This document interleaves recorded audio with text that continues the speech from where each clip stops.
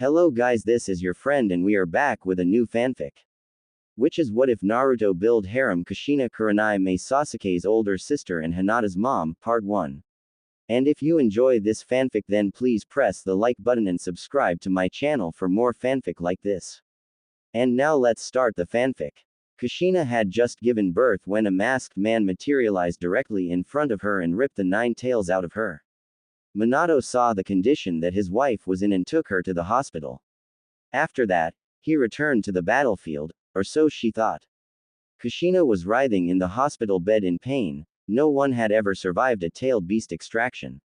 She immediately froze when she heard 2 voices in the hallway. One voice belonged to her beloved husband and the other belonged to a voice that she did not recognize. The voices grew louder and louder as they approached the woman's room. Minato, are you sure you want to use your son? The unknown person asked. It's the only way to ensure that the village has protection for life. No other village will mess with us since we will hold the most powerful tailed beast in existence, replied Minato. You're right, I guess we have that masked man to thank. But what will Kushina do? She will never let you use Naruto, said the mysterious voice. Why should we thank the masked man? I would have extracted the beast myself anyways. He just gave us someone to blame, and who cares what that bitch thinks? The only reason I married her was for this chance to get the 9-tailed fox. My real woman will raise Naruto with our own child when Kushina is dead. Minato replied. But she isn't dead, she's just unconscious for now, the unknown voice stated. For now, but she told me that no container has ever survived the extraction process before.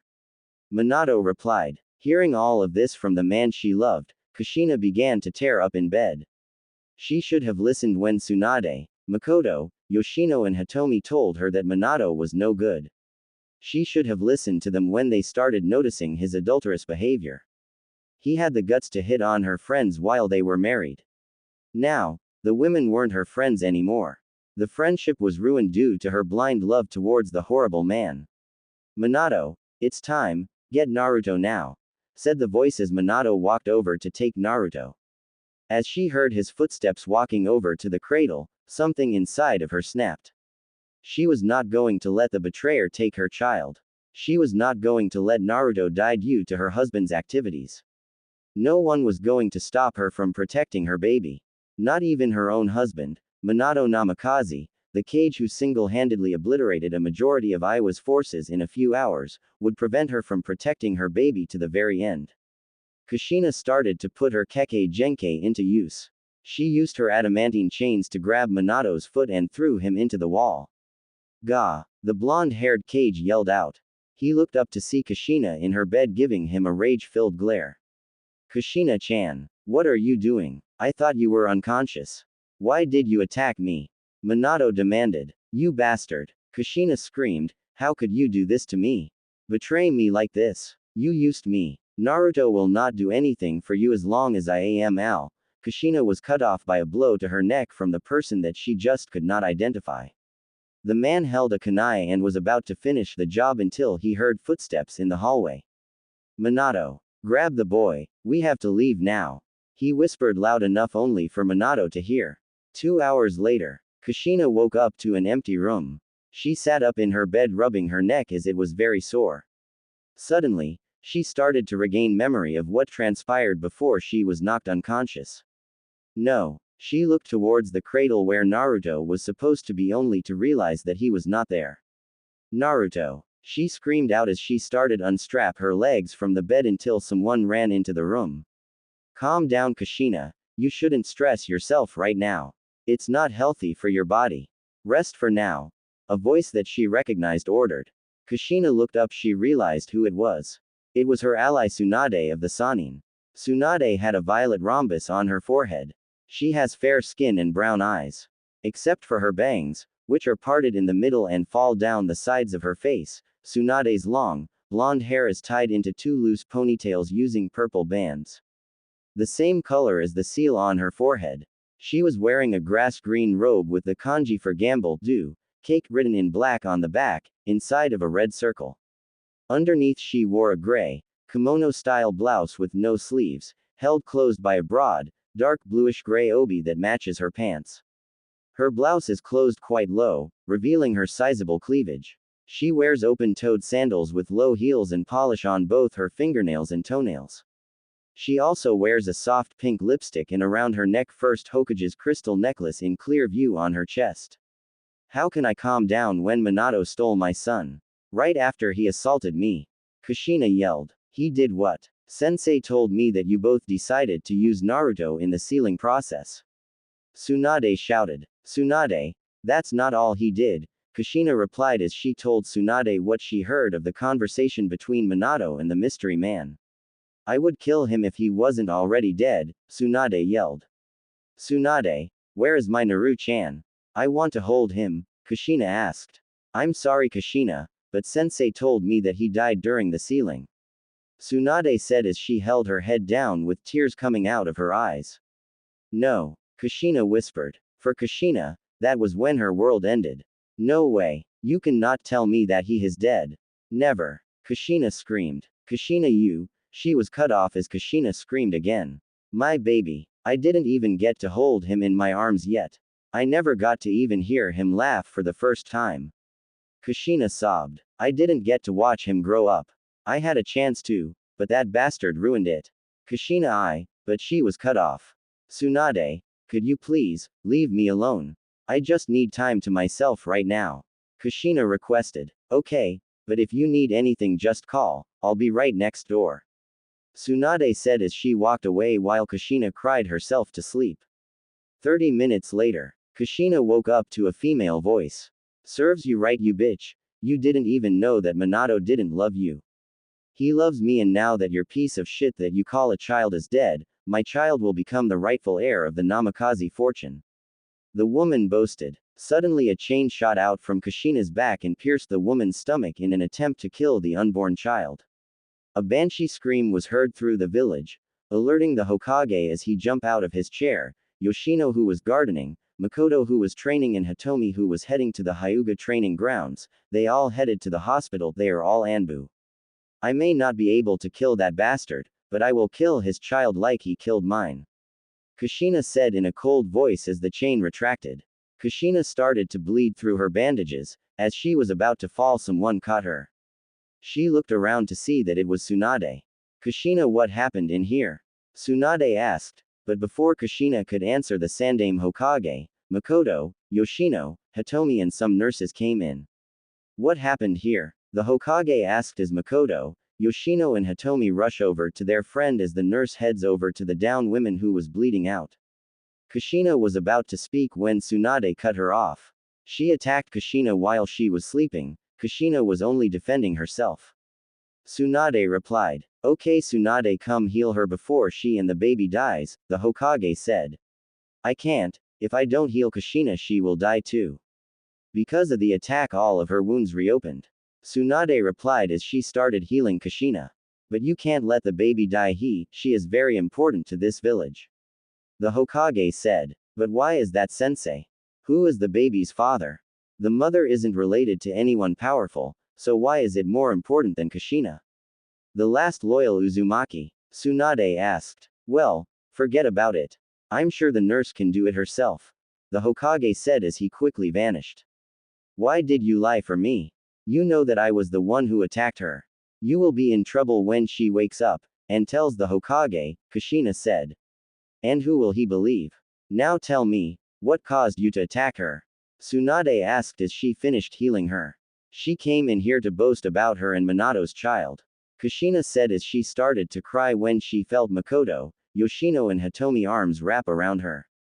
I'm sorry guys, I should have believed you. Kushina said as she cried into their arms. It's all right, Kushina, we are all friends here and will do everything we can to help you. Makoto spoke while Yoshiko and Hitomi nodded in agreement. 3 months later, Tsunade entered the Hokage's office to see the Hokage's desk covered in paperwork. Behind the paperwork, you could see an old man cursing at the paperwork, wishing that it all could burn so that he didn't have to do it. I need some long-term missions with minimal stress in order to support the recovery of Kushina Uzumaki. Tsunade requested. Why? She was released 2 months ago, she looked alright to me. The Hokage asked. Physically, yes. But that's not what I'm talking about. She tried to kill herself 3 times during the last 3 months, just to be with Naruto. I want to take her away from the bad memories that were created in this village. Tsunade replied. I didn't know it was that bad. How long do you think it will take? And here, take as many as you can, the Hokage said as he gave the missions to her. I don't know, sensei, I just don't know. Tsunade said as she walked out of the Hokage's office, not seeing the smirk on his face. 10 years later, at the northern gates, 3 women walked through after being identified by the guards. A blonde, a redhead, and a raven-headed woman. Why do we have to come back here again? I don't want to be here anymore. Especially after what this village has done for me, Tsunade. The woman with red hair spoke with venom in her voice. To visit your friends and pay your respects to your son Kushina, said the blonde now known as Tsunade. Fine, said the redhead now known as Kushina as she ran off to visit her son's grave. I don't think it is wise to let her go on her own, said the raven-hair girl. Yes it is, Shizune, let her enjoy herself because I've been trying for years to get her to come back and I still don't know why she chose now but I'm glad she did. Even though she's having second thoughts about it now, Tsunade said as she looked at Shizune. She had matured into a beautiful woman. She had shoulder-length black hair with bangs and onyx-eyes, double C-cup and long luscious legs. She was wearing a long bluish-black kimono with white trimmings, held closed by a white obi, and open-toed sandals with low heels.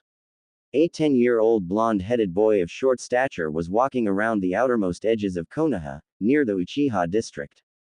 Moving slowly in order to cool down from his most recent training exercise. The young blonde who was commonly known as Naruto was sporting a slightly oversized white t-shirt with an orange spiral emblazoned on it, coupled with a pair of dark blue shorts with a wide array of pockets on the sides. But amongst these physical traits the most striking amongst them was the matching set of whisker marks displayed starkly against his cheeks. He displayed them proudly. He didn't care what anyone else said. As Naruto was walking peacefully he couldn't help but notice out of the corner of his eye, a dark-clad figure lying motionless on the cold ground, in the middle of the warmest of days. A sharp gust of wind blew around causing a flurry of leaves and other such debris to float freely as if it was signifying an ominous presence. Regardless he ignored it, his mouth twisting into a wide grin as he imagined the fun he could have with the sleeping figure. Moving as quietly as possible Naruto crept towards the prone man and withdrew a pen from his back pocket, uncapping it with an audible pop. Caused him to cringe, slightly in fear that he had awoken the sleeping person. After a short time passed and he determined that he was undetected, he moved even closer preparing to draw on the man's face. Just as he was upon the man with his pen at the ready, he noticed something was off.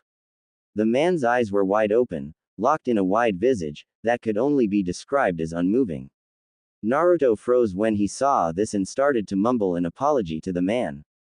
Ah, sorry, I was just, sorry.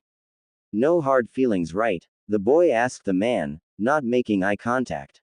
When he heard no response he looked at the man, expecting to see the cold fury that people always had on their faces after one of his jokes. Instead, the man was lying on the ground in exactly the same position he had been when Naruto first saw him. Is he sleeping with his eyes open? Naruto thought mildly, causing a sweat drop to form on the back of his head. Still searching for a prank to pull, Naruto settled for the old, kick them in the ribs and run like hell, gag. Naruto drew his leg back and delivered the hardest kick that he could muster to the sleeping man, causing him to fly roughly 5 feet away from his original and motionless position. Once again Naruto was presented with an oddity. He had expected the man to get up and chase him, instead he simply laid there, almost as if he hadn't felt the bone-bruising forces applied to him. Once more walking over to the prone figure, Naruto looked at the man's face in more detail, only to find that it was turning slightly blue. In a brief moment of clarity Naruto realized that the figure wasn't sleeping. Naruto was very naive for his age, mostly due to his age and general inexperience. However, it did not take much further inspection to determine that this man was in fact dead. Shocked at his discovery, Naruto turned around to run away, only to find his path blocked by another figure. This one was in an Anbu uniform. Naruto was frightened right then and there. He normally got blamed for things he didn't do, and this was something he didn't do. Hell, he didn't even know what happened, other than the fact that the guy was dead. It isn't what it looks like. He exclaimed quickly, I just found him. I know exactly what it looks like. The Anbu said, walking over to the body. Naruto could see that the shinobi had dark black hair, much like the dead man had. Uchiha Shisui appears to have been suffocated or drowned killed by Uchiha Itachi. The masked ninja replied, that's awesome, how you can tell that just by looking at a dead body. Naruto exclaimed, glad that he wasn't being blamed for the death of the man. How do you do that? There was a pause for a moment, as the Anbu turned and looked at Naruto, his eyes turning from black to red, with 3 odd marks circling his pupils. I am Itachi, he stated calmly. Now that you have seen this, I cannot let you live. He said as he drew his sword. Naruto turned to run, but was stopped when the cold metal of an Anbu sword cut through his stomach. The sword was quickly removed, before it was once again slid through his body. Naruto let out a scream, only to find it muffled by the hand of the Anbu. As Naruto slid to the ground he was rolled over. Before he lost consciousness, he saw the ninja take out a kunai. Then everything went black. Then Itachi went over to Shisui when he felt a strong Charka signal coming towards him. Shit. I'm not strong enough to take on that person. I have to get out of here, Itachi said as he vanishes, not before he kicks the body in the river, planning to look for it later. Kushina was coming from the grave of her son and was going to visit her friend Makoto, when she saw a boy that had blonde hair and looked like Minato. But he had whiskers on his face. She looked at him and realized that he was bleeding from his stomach and his slashed out eyes, and then she started to laugh. Cuckoo serves you right, you Minato spawn. Looks like I didn't kill you that day, but you're going to die anyway, Kushina said as she walked away but stopped. Something in her heart told her that she should save him. After all, it wasn't the boy's fault that Minato cheated on her. At the hospital, as Kushina entered the hospital, she was attacked by the same screaming banshee that she stabbed 10 years. You killed my baby. Now I am going to kill you. She yelled as she attacked Kushina with an injection needle, but Kushina kept dodging the crazy woman's swipes. What are you talking about? Your son's still alive in my hands. Kushina replied as she continued to dodge the poisonous weapon. That demon is not my child. You killed my baby. She yelled, but a fist to the face by Kushina knocked her out. Kushina did not know why she had punched the woman, but she felt like the woman deserved it. If he is not that woman's child, then who is he? Kushina's thought before she was interrupted by a nurse. Naruto. Is he alright? The girl asked. I'm not sure, I found him near the Uchiha compound, Kushina said. Then she looked good at the girl before her. Rin. Is that you? Kushina asked. Yes it is, but I can't talk now. I have to take Naruto to the Rin said as she told Naruto from Kushina. Naruto. Why would that boy be named after my dead son? He also looks like him. What is going on here? Kushina thought. Excuse me, nurse. What is that boy's last name? Kushina asked. You mean the demon boy? She asked with venom in her voice. Answer my question. Kushina said back with a little key leaking. I said his last name was Uzumaki. The nurse said as she ran away. Naruto Uzumaki. He even has my last name. What the hell is going on? Kushina shouted in her mind. Then she saw Tsunade. Tsunade, what are you doing here? Sensei asked me to save a boy that was attacked today. Why are you here? Tsunade asked. I'm the one who found the boy. Say Tsunade, could you do me a favor? Could you do a DNA test on the boy? Kushina asked. Why? She asked. Because he looks too much like my son. The only difference is that he has blonde hair now. Kushina replied. But Kushina, your son is dead. Tsunade said. I know, but please, it will help me find some peace. Kushina replied with tears in her eyes. Okay, Tsunade said as she entered the ER. Kushina, what are you doing here? The Hokage asked as he just arrived. Didn't Tsunade tell you I was here? Kushina said. Yes she did, but why are you at the hospital? The Hokage replied. I was the one who saved the boy, Kushina said. Shit. The Hokage thought. Thanks for saving him. Hokage-sama, why does that boy have my last name? Kushina asked. The Hokage was sweating bullets, but he was saved by a nurse who called him. ER. Tsunade and Rin was working hard trying to save Naruto, when red chakra started leaking out of his body and healing his wounds. Shit, we have to stop this. Tsunade shouted. Why? It will heal him faster. Rin asked. That may be true, but if it heals his eyes before we get a replacement, he will be blind for the rest of his life. Tsunade said as she put a seal on Naruto. You're right. But how long before the seal wears out? Rin asked. An hour. Tsunade replied. You there? Get the replacement eyes from the medical bay. Rin yelled as the nurses run out. Uchiha compound. Makoto had just come from a mission to see dead bodies all over the place. Oh my god, who could have done this? Makoto said as tears came out of her eyes, then she remembered her children. Sasuke, Anika, Makoto shouted as she ran into the house to see both Sasuke and Anika on the ground. She ran over to them, thinking the worst until she checked them herself, they were only unconscious. Shit, why did Itachi had to go on that month-long mission? Thank God, Makoto said as she creates a shadow clone to take up Sasuke while she took up Anika. On her way to the hospital, when she saw something flowing in the river, as she went closer she realized who it was. Shisui. Makoto yelled as she put down Anika and rushed out to fish out the body. When she turned over the body she saw a cut near Shisui's eyes. Someone was trying to steal his eyes. Shisui, who could have done this to you? With your mastery of genjutsu, I'm surprised you lost. Makoto said as she took out his eyes. Can't let anybody get their hands on these. Makoto said as she sealed them away and went back to Anika and took off to the hospital. At the hospital, Makoto had just dropped off her children. They were going to be alright. Sasuke had great mental strain and no one could tell her what was causing this and was just knocked out. As Makoto was using the bathroom she heard someone talking. Can you believe Tsunade-sama want to save that demon? Said a nurse. Yeah, she had the nerves to send me to retrieve replacement eyes for that demon brat. He could go blind for all I care. Said nurse 2. Yeah, it'll be easier to kill him now. Said nurse 1 as they both laughed. Then a kunai went through the skull of nurse 1. Nurse 2 started screaming until Makoto appeared and pushed her kunai in her stomach. Where is the medical bay? Makoto interrogated. Ha ha ha, it doesn't matter if you find it, because not even with your speed, the demon only has a few seconds remaining before he is blind forever. She did get to finish as Makoto pushed the kunai farther, killing her.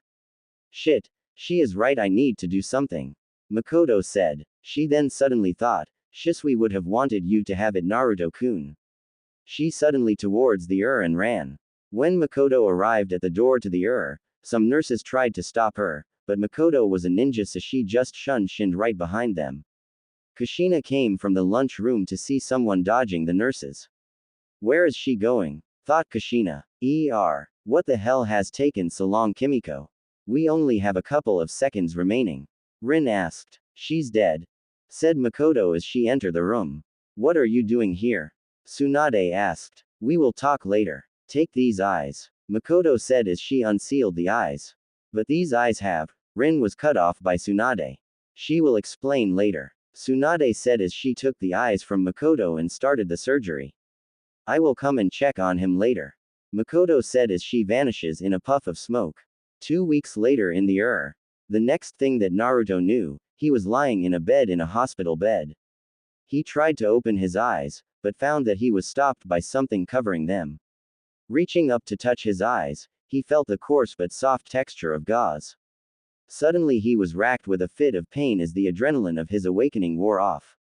He groaned and winced in pain. It wasn't until someone spoke up that he realized someone was in the room. Naruto-kun, it is good to see you are awake. Said Rin. Rin-chan, what happened? Naruto managed to groan out while he winced. It would seem that you were attacked by someone and left for dead. Rin said. You were found by a woman named Kushina. Rin-chan, what's with my eyes? Naruto interrupted Rin. Although he couldn't see it, Rin cringed before she answered. I was about to explain that. It seems that for whatever reason, someone damaged your eyes beyond our healing abilities. Rin said. This elicited a gasp of shock from Naruto. Does this mean I'm blind? He asked. Through gasps of breath. He began to cry at the prospect of never being able to see again. No, Rin said. Thanks to Makoto-sama and Tsunade-sama, a famous medic nin, she was able to transplant Shisui's eyes into you. It is very rare indeed, but it was vital to your survival that every place that blood could leak out from was plugged. That included your eyes. I have some dead guy's eyes in my head. Naruto yelled. Yes, Naruto-kun, I suppose you do. Rin chuckled. Naruto, those eyes are very special. They hold the bloodline limit of the Uchiha clan. What is it? Naruto asked. It's a special ability that is passed down through someone's family. It is the Sharingan. Rin explained. Wow, that's cool. Naruto replied. Naruto-kun, I also found out that your whole body is adapting and changing from the genes in the eye. For all we know, you could have a totally different dojutsu, Rin said. Naruto just lay in bed digesting all of the new information he had just learned. Naruto, did you see who did this? Rin asked as Naruto describes the man. Shit, it was Itachi. Makoto-sama won't like this. Rin-chan, how long was I out for? Did anything happen? He asked. To answer your first question, you were unconscious for about 2 weeks. Now, Naruto, the second thing is pretty bad. Itachi, that is the name of the man that attacked you. He murdered his entire family except for his little brother, Sasuke, sister Anika and mother Makoto. Rin said in a sad voice. This means that there are only a few people left in the world with the same kinds of eyes you have. Naruto just sat there in silence. He didn't know what to do. He was only 10 for crying out loud, and he just found out that he had some dead guy's eyes in his head, and the dead guy's family was dead. This day just couldn't get any weirder. He fell asleep with those thoughts. Oh, how wrong he was. After checking up on Naruto, Tsunade made her way back to her room. She had a meeting to conduct with her sensei, and it wasn't going to be good. As she entered her room, she saw Rin waiting for her. She was holding a standard medical file, with all of the information they could gain from Naruto while he was unconscious. Everything seems to be fine, Tsunade-sama. Rin said. There is one interesting thing. You know he was an orphan, right? Tsunade just nodded. Well, I ran a DNA test like you asked with some extra blood samples we had, and well, you should look at them yourself. She handed Tsunade the folder. When she opened it, she stared at a complete genetic profile of the blonde. However, what grabbed her attention was the report that Rin had written up. Kushina was right, Tsunade said. Who else has seen this? She demanded. Only you and I have seen the report. She stated, calmly. Tsunade began to massage her temples as she felt a migraine coming on. Do you know how this could have happened? Tsunade asked. I have no idea, although I shudder to think of how she'll take this. Rin said. Tsunade's office. Hey Tsunade, is it him? She asked, a look of excitement passing through her purple eyes. Yes Kushina, it's him. Tsunade said. Kushina's eyes grew wide at those words, and she collapsed into a chair, grasping her breath and shaking her red hair in such a manner and started to cry as Rin comforted her. Then her mood changed. So, you're saying that my Sochi-kun is alive? But the Hokage told me he was dead. Kushina yelled, through ragged breaths. Why? Why did he lie to me then? She demanded. I don't know Kushina, but let's ask the Hokage. Tsunade suggested. Hospital. As they arrive at Naruto room, they saw the Hokage about to go in.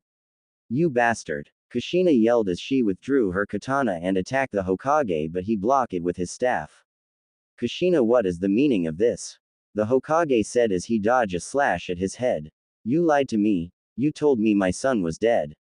When he was really alive. Kushina said as she took another swing at the Hokage. But, your son really is dead. Hokage said while dodging again. No, he is not. He is the boy I rescued 2 weeks ago, Kushina replied. No, that not your son. That boy is an orphan. Your eyes are playing tricks on you, Hokage said. Orphan? My Rin did a DNA, and it proved that he is my son, Kushina yelled. Is that true? The Hokage asked Rin. Yes Hokage-sama, Rin replied. I didn't. Kushina know if I did, the Hokage as he dodges another slash thrown at him. Don't lie to me, how could you not know? Kushina yelled as her kanata stated to glow, Devil's Play G. Shit, I'm dead, the old Hokage said. Kushina, wait, hear me out. When your son was born, he had red hair, right? The third asked. Yes, straight red hair and my purple eyes. Kushina replied, but her kanata was still glowing. Danzo came to me with 2 boys. One of them had blonde hair and blue eyes, whisker marks, and the other was a straight red hair. no whisker marks with purple eyes, but the red hair was dead. Plus, I saw the body get buried myself, so did many other people. The third replied. Don't lie to me, Kushina yelled. Kushina, I had no intention of lying to you about this. The third said. Then why didn't you tell me about the next boy? I could have taken care of him, Kushina replied. Why would you? The third asked. Because of that Tem ruining his life. It was the least I could have done. Kushina replied. Why do you hate your husband so much? He was only trying to save the village. The third asked when he felt her ki increase. Don't ever call him that. Now he is nothing to me. Kushina fired back as she punched the wall, destroying it, and walked away. I am going to see Danzo, right now. Kushina demanded. There's no way that I'm letting him get away with this. I'm going to kill him. Kushina yelled. No, let me handle Danzo. The third said. I want to see him now. Kushina shouted. No, as your Hokage I order you to stop now. The third yelled as Kushina walked up to his face. You can always try, old man. Kushina said as she shattered the glass and appeared behind him and about to swing her kanata at his head, when Tsunade caught her hand. Shit. She is a lot faster than before. Thank you, Tsunade, Hokage thought. Kushina, stop. If you attacking the Hokage, you will be executed and you will never see your son again. Tsunade said. You're right. I going to see my son. Kushina said as she went into his room.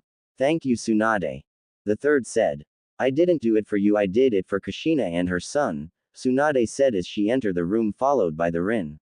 Naruto. Room. Kushina's face was a mixture of emotions. Happy and sad were interchanged with anger and fury. She was grateful for the chance to be a part of her son's life, sad that he had been hospitalized in critical condition for the past 2 weeks, and angry at Danzo for what he did as she looked at her sleeping son. Kushina, I have something to show you, said a voice. What is it, Shizune? Kushina replied. Kushina, in the DNA results, Rin found some very interesting information. It seems that Naruto has a large number of genetic markers, in common with an Uchiha as well as Minato and yourself. Shizune said. This elicited a loud gasp from Tsunade and a blank look from Kushina. Are you saying that my Sochi-kun has my bloodline as well as that Tem? She questioned. Yes, I am, but his fat. Rin was cut off by a growl from Kushina. Sorry, I never knew the Namakazes had a bloodline. The Tem never liked to talk about it because it skipped his generation. It was the legendary Dojutsu, the Rinnegan. The rest of the occupants in the room gasped. Then Rin continued after getting her voice back. You see, during his assault, Itachi damaged his eyes so badly that they had to be removed. When you found him and with the help of Makoto-sama, Tsunade was able to transplant the eyes of Uchiha Shisui to stem the large amount of blood loss he was experiencing. So the genes in the eye were absorbed and modified. Though what's weird is that the results we are getting is that the eye is mutating as well. So with the information you just gave me, it's possible that Naruto awakened both the Rinnegan and Sharingan and merged them with your bloodline. Rin said. Wait, what about the Kyuubi? Does that mean that he is part demon or something? Tsunade asked, shocked at Rin's analytical analysis of Naruto's abilities. My son isn't a demon, it must be the side effect of having the demon sealed in him. Kushina said, glaring at the Sannin. Calm down, you two. Shizune said. If what Rin said is correct, Naruto must be subjected to someone's DNA to change. Since the Kyuubi is sealed inside of him, then there is no fear of him becoming a demon. Besides, we have a full DNA write-up. He's 100% human, only just like Kushina with instant regeneration, senses beyond that of Ninken and possibly, immortality. But, what's to stop someone from putting their blood into him? He'll keep on changing, and that won't be good. Kushina worried that her son may end up a power-hungry fiend. I believe that the ability is either fading, or slowing down completely just like it did with Kushina, because he adopted the genes of the Kyuubi within a matter of minutes. But this time it took almost the entire 2 weeks he was unconscious for the changes to occur. Do you have those reports, Shizune?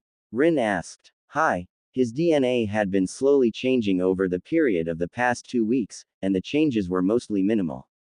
I would need to run more tests, but I think that this ability is either being overridden in his own DNA, or it is being stopped as to prevent further damaging Naruto.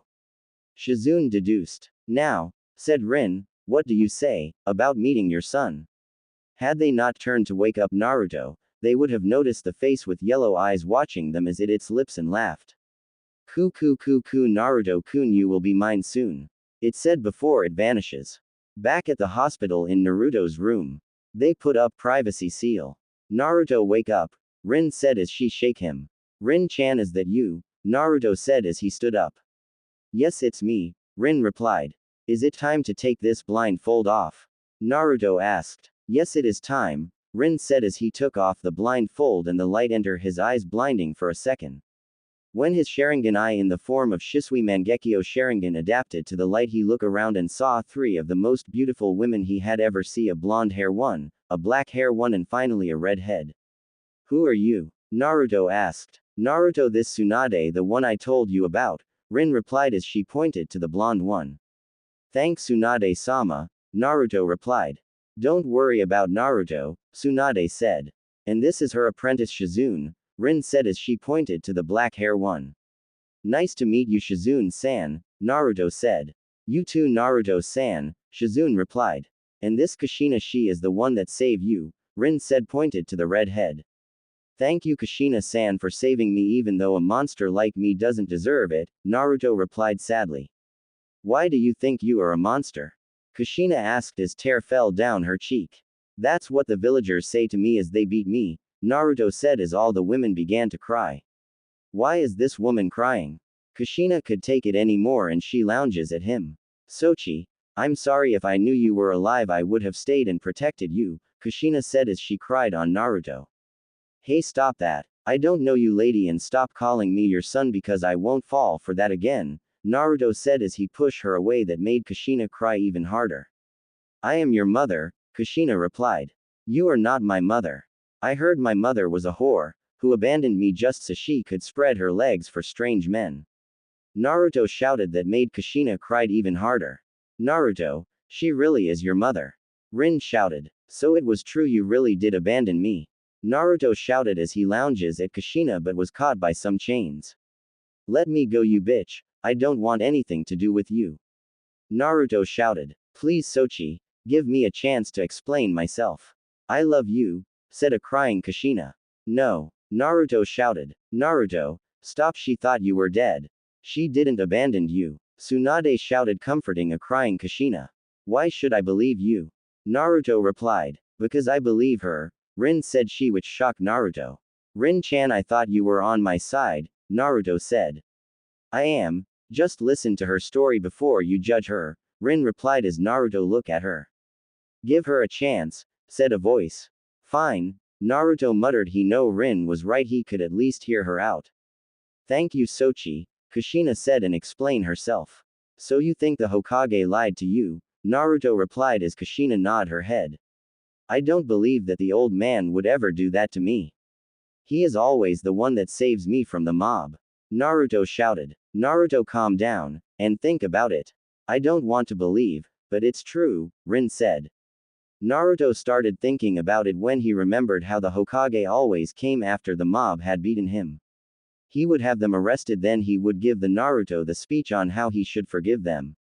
The worst of all was that the people that had beaten him was freed the next day, and when he asked the Hokage about it, he changed the subject or say, there was no witness to support the case, then he would wake up in his apartment not knowing how he got there. Naruto started to cry. He could not believe the old No, the Hokage could do that to him, as the tears came down. Rin and Shizune pushed Kushina towards him to comfort him. She went over and put her arms around Naruto and pulled him into her chest. Mom, I am so sorry for doubting you. I don't deserve your love, Naruto said. Don't worry, Naruto-kun, mommy will always love you, Kushina said while she begins to cry too.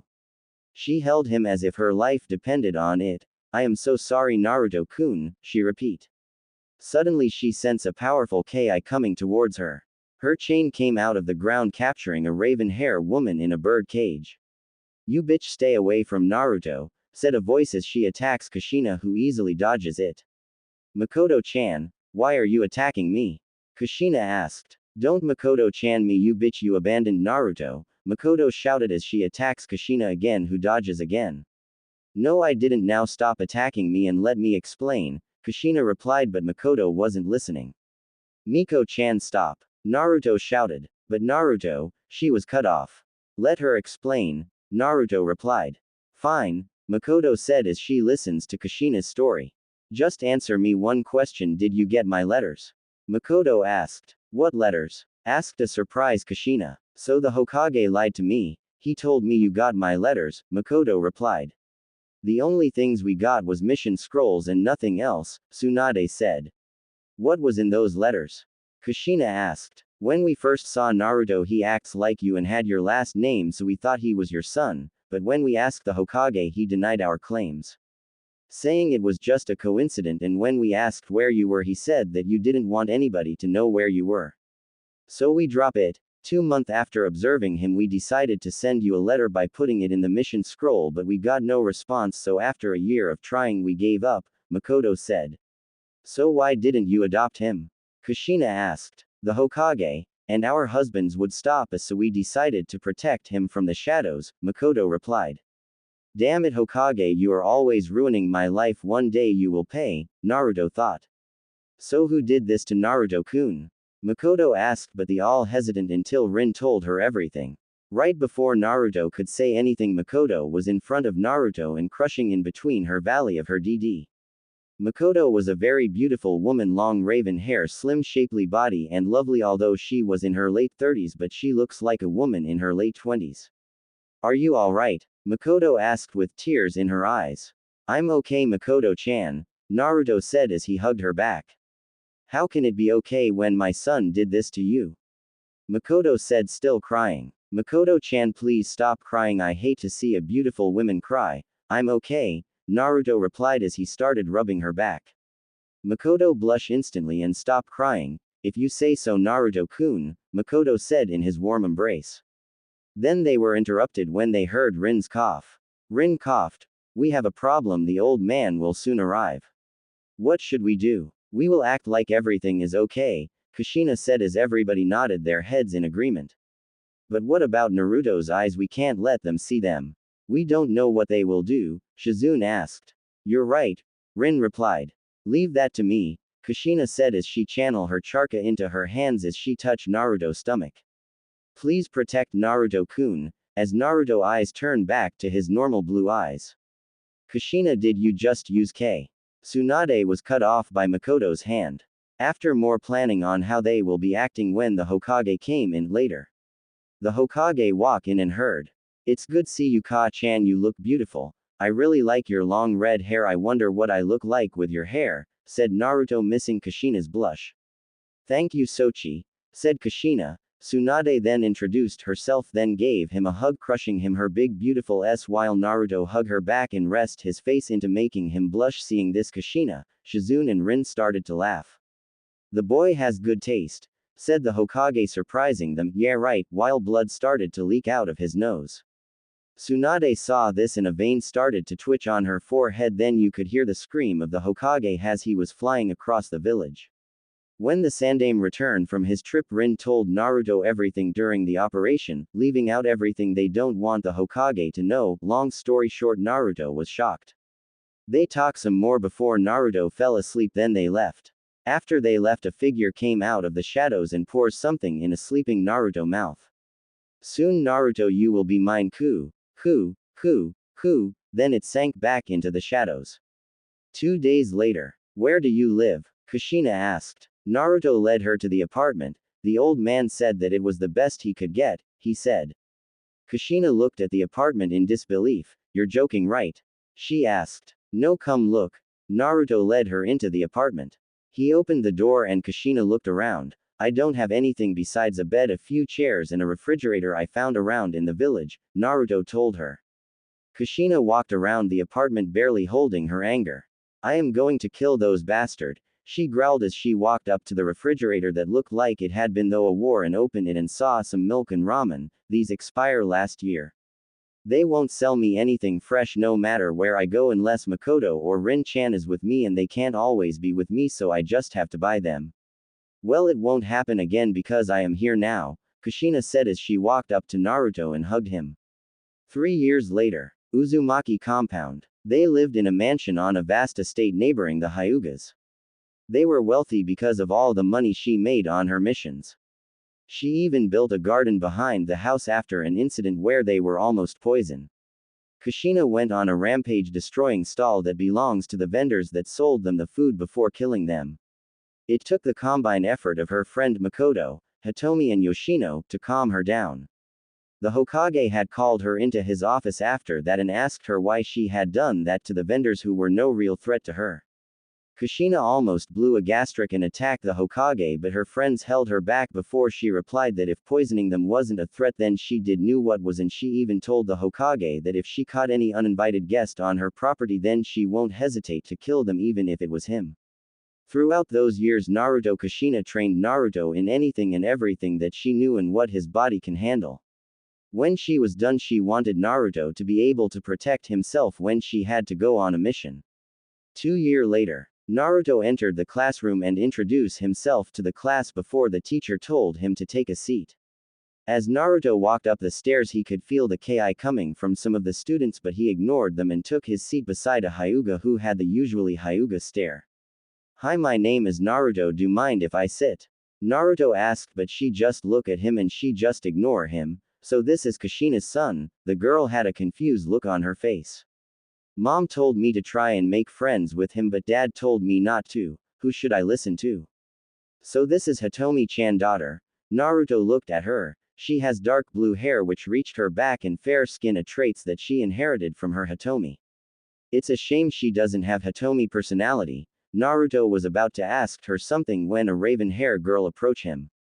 "Naruto Uzumaki?" She asked. "Mom was right, he is cute. It's shame dad forbid me from visit him when mom does." "Yes, that's me," Naruto replied as he looked at the girl with raven color hair which reached her shoulders and black eyes. "She looks just like Makoto-chan and she is so friendly."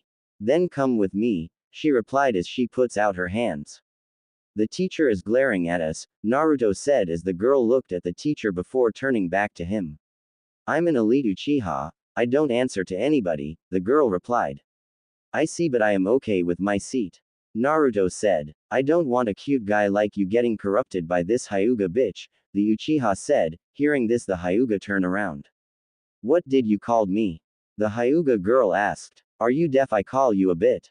The Uchiha did finish as a palm thrust hit her in her stomach sending her across the room crashing into a desk knocking her out. The teacher rushes her to the school hospital but not before he gave the Hyuga girl detention after class. After class, as the Hyuga came from detention she was suddenly surrounded by 10 boys about a year older. "So the great Anika Uchiha could not fight me herself, so she decided to bring back up," the Hyuga said as she got into a fighting stance. "I don't need them to beat you, Hana Hyuga, but I don't want to get myself dirty," the Uchiha now known as Anika said as she looked at the boys. "Get her. Bring it on," the Hyuga known as Hana shouted as she fought them off as much as possible until they finally overpowered her. They held her down and started ripping off her clothes. "Hey guys, stop that," Anika realizing that the guys were taking it too far but they ignored her. "Kukukuk, finally Hyuga bitch. I can do what I wanted to do with you the first time I saw you," a boy said as he ripped off her panties. "You always thought you were better than us," said another as he ripped off her bra. "Stop this, it's not what I wanted," Anika yelled as she kicks one of boys off Hana but the rest overpowered her. Now she was in the same position as Hana. "Finally I get to sample a Hyugas," one of the boys said. "Yeah, and I get to sample an Uchiha's," another boy said while the rest hold down both girls. The girls are side by side, as the girls scream for someone to help them. Some of students heard the girls scream but when they saw that it was a Hyuga and Uchiha they just ignore them. That what they get for being stuck up bitches. The two boy took out there and was about to enter them when suddenly there fell to the ground, wind release wind blade. "What the hell?" The other turned around to see Naruto glaring at them. "Who wants to be next?" Naruto said in a cold voice as he ran through some more seal, wind R. "Kya!" the boys shouted as they ran off. "Are you girls alright?" Naruto said as he walked up to the girls only for the girls tackle him to the ground and began to cry on his shoulders while Anika keep on apologizing to Hana. "Hana, I sorry. I never meant it to go this far," Anika said. "Why should I forgive you?" Hana said as she lifts her head out of Naruto's embrace. I know we never see eye to eye before, but I am sorry for what happened to you, Anika said as she cried even more. She did come to her senses and try to stop them. Hana, fine, but trust is something that you earn. Thank you, Hana, Anika said. Then she put out her hands. Can we start over and be friends? My name is Anika Uchiha, as Hana accepted. Hana Hyuga, nice to meet you, Hana said. Then they both turned to Naruto as he put his hands on top of theirs. Naruto Uzumaki, Naruto said as they removed their hands. Hana walks up to Naruto and kisses him on his cheeks. What was that for? A shocked Naruto asked as a blush appeared on his face. For saving my life, Hana replied, and before he could say anything another lips attaches itself to his other cheek. It was Anika. Thanks for saving my life too, Naruto-kun, Anika said with a blush on her face. This day was the start of a beautiful friendship between the two girls and the love war over Naruto. 1 year later, Naruto was coming from training late at night when out of nowhere he heard the sound of chirping birds. Chidori. He turned around to see a goat mask, and that was the last thing he saw and heard. That was for my teacher. Mindscape. Naruto opened his eyes to find himself in a wet, decrepit, sewer-like hallway. Leaking pipes hung from the ceiling over his head and the water on the floor went up to his knees. Naruto suddenly found himself in front of a massive cage. The bars must have been over 100 feet in height, but there was no lock on them. Instead there was a piece of white paper with the kanji for seal on it in black. Well, so my container comes to greet me. I was wondering when you would be coming here. Naruto felt the ground tremble as he heard the loud voice. He looked into the cage as steam began to come out from between the bars. Naruto's eyes widened as a toothy grin appeared along with a set of glowing crimson orbs. So, to what do I how this pleasure, little one? Naruto looked up at the creature as more of its body was revealed. Kei Kyuubi no wa Yoko. The Kyuubi smiled as it winked at Naruto. Correct. You aren't as dumb as I thought you were, The smirk on Kyuubi's features made the blonde incredibly nervous. Suddenly the Kyuubi began to shrink as it began to take a new form. When the Kyuubi finished its transformation, there was a human figure lying on the ground. Naruto's eyes widened when he saw it, or rather her features. She had crimson red hair that fell to the small of her back. She had a pale complexion, long slender arms, a perfect hourglass figure, and an impressive set of S. She looked to be about 15 years old. As she stood up she revealed her whole form, completely. Naruto blushed crimson red as he stared into her crimson eyes. So, do you like what you see? Naruto did not know whether it was her looks in general, or if it was how she said it, but he did the first thing that seemed logical, he fainted. If you people are having any trouble with Kyuubi's human form, just think Kurumu from Rosario Vampire with crimson hair and red slit eyes. Good, you are awake, Kyuubi said. Naruto seemed puzzled for a moment. Where am I? Kyuubi's sweat dropped. We're currently inside your mind. You were attacked. Oh. Naruto looked around. So what now? We can hang out while I heal you. Kyuubi and they talk. He found out her name and how she became the Kyuubi, but she did not tell him why she attacked the village. Finally I finish healing you, Naruto-kun, Kurumu said. Thanks, Kurumu-hime, Naruto replied as he hugged her as she blushes. You welcome, Naruto-kun, Kurumu said as she crushes him into her DD, making him blush. Can we talk again? Naruto said as he let go of her. Anytime you want, just come visit me, Kurumu replied. Good night, Kurumu-hime. And with that Naruto vanishes. Kurumu smiled. Good night, Naruto-kun. Real World Hospital. Naruto woke up to see Kushina in his bed. As Naruto sits up, the movement wake up Kushina. Naruto-kun, thank God, Kushina said as she hugs him, but he did not respond. Mother and son looked at each other for a moment. Naruto sighed. When were you going to tell me about Kurumu? So he finally met her. Kushina, I was planning to tell you sometime before you became a genin. It's okay, mom, Naruto said with a smile on his face. So you are not mad? Kushina asked. Nope, it is the best thing that ever happens to me, Naruto replied as he hugs her. Anyway, who attacked you? Kushina asked. I can't remember, Naruto replied. Okay, but from now on I will increase your training, Kushina said. The next day, Naruto, I would like to introduce you to your new secret senseis. For Kenjutsu would be Yugao, for Taijutsu would be Guy, for Genjutsu, and for Ninjutsu. Kushina said. Why can't you, Makoto, Yoshino and Hitomi teach me? Naruto asked. Because none of us have the time right now, Kushina replied. Okay, who do I have tomorrow? Naruto asked. That will be me, my very youthful friend, Guy shouted. That was the day that Naruto met a man that would haunt Naruto dreams. As they was about to leave, Kushina asked Guy to stay a minute. If my son comes back dressing and acting like you, I will show you how youthful my Hinata is, Kushina said to a now scared Guy. The next day at Guy's dojo, Maida Guy sat in the middle of the dojo room as Naruto entered wearing his required uniform. You're on time, Guy spoke sternly, making Naruto nod. So what will you teach me? Naruto asked. Nothing, Guy replied. What do you mean by nothing? Naruto yelled. I mean nothing, yet every day after school on Mondays you will be running around the village 100 times on your hands, 100 sit-ups, 100 one-hand push-ups, 200 wall clinking pull-ups and push-ups while wearing 100 pounds of weight, Guy replied as he gave Naruto the weight suit to put on. Are you crazy? Naruto yelled back. Make it 200 inches, Guy said. Stop complaining and do it, Kurumu said. Fine, Naruto replied. 5 months later, Naruto got used to all of Guy's crazy workout. You are here early, Guy said as Naruto nodded. Good, now I can tell you about the 8 gates.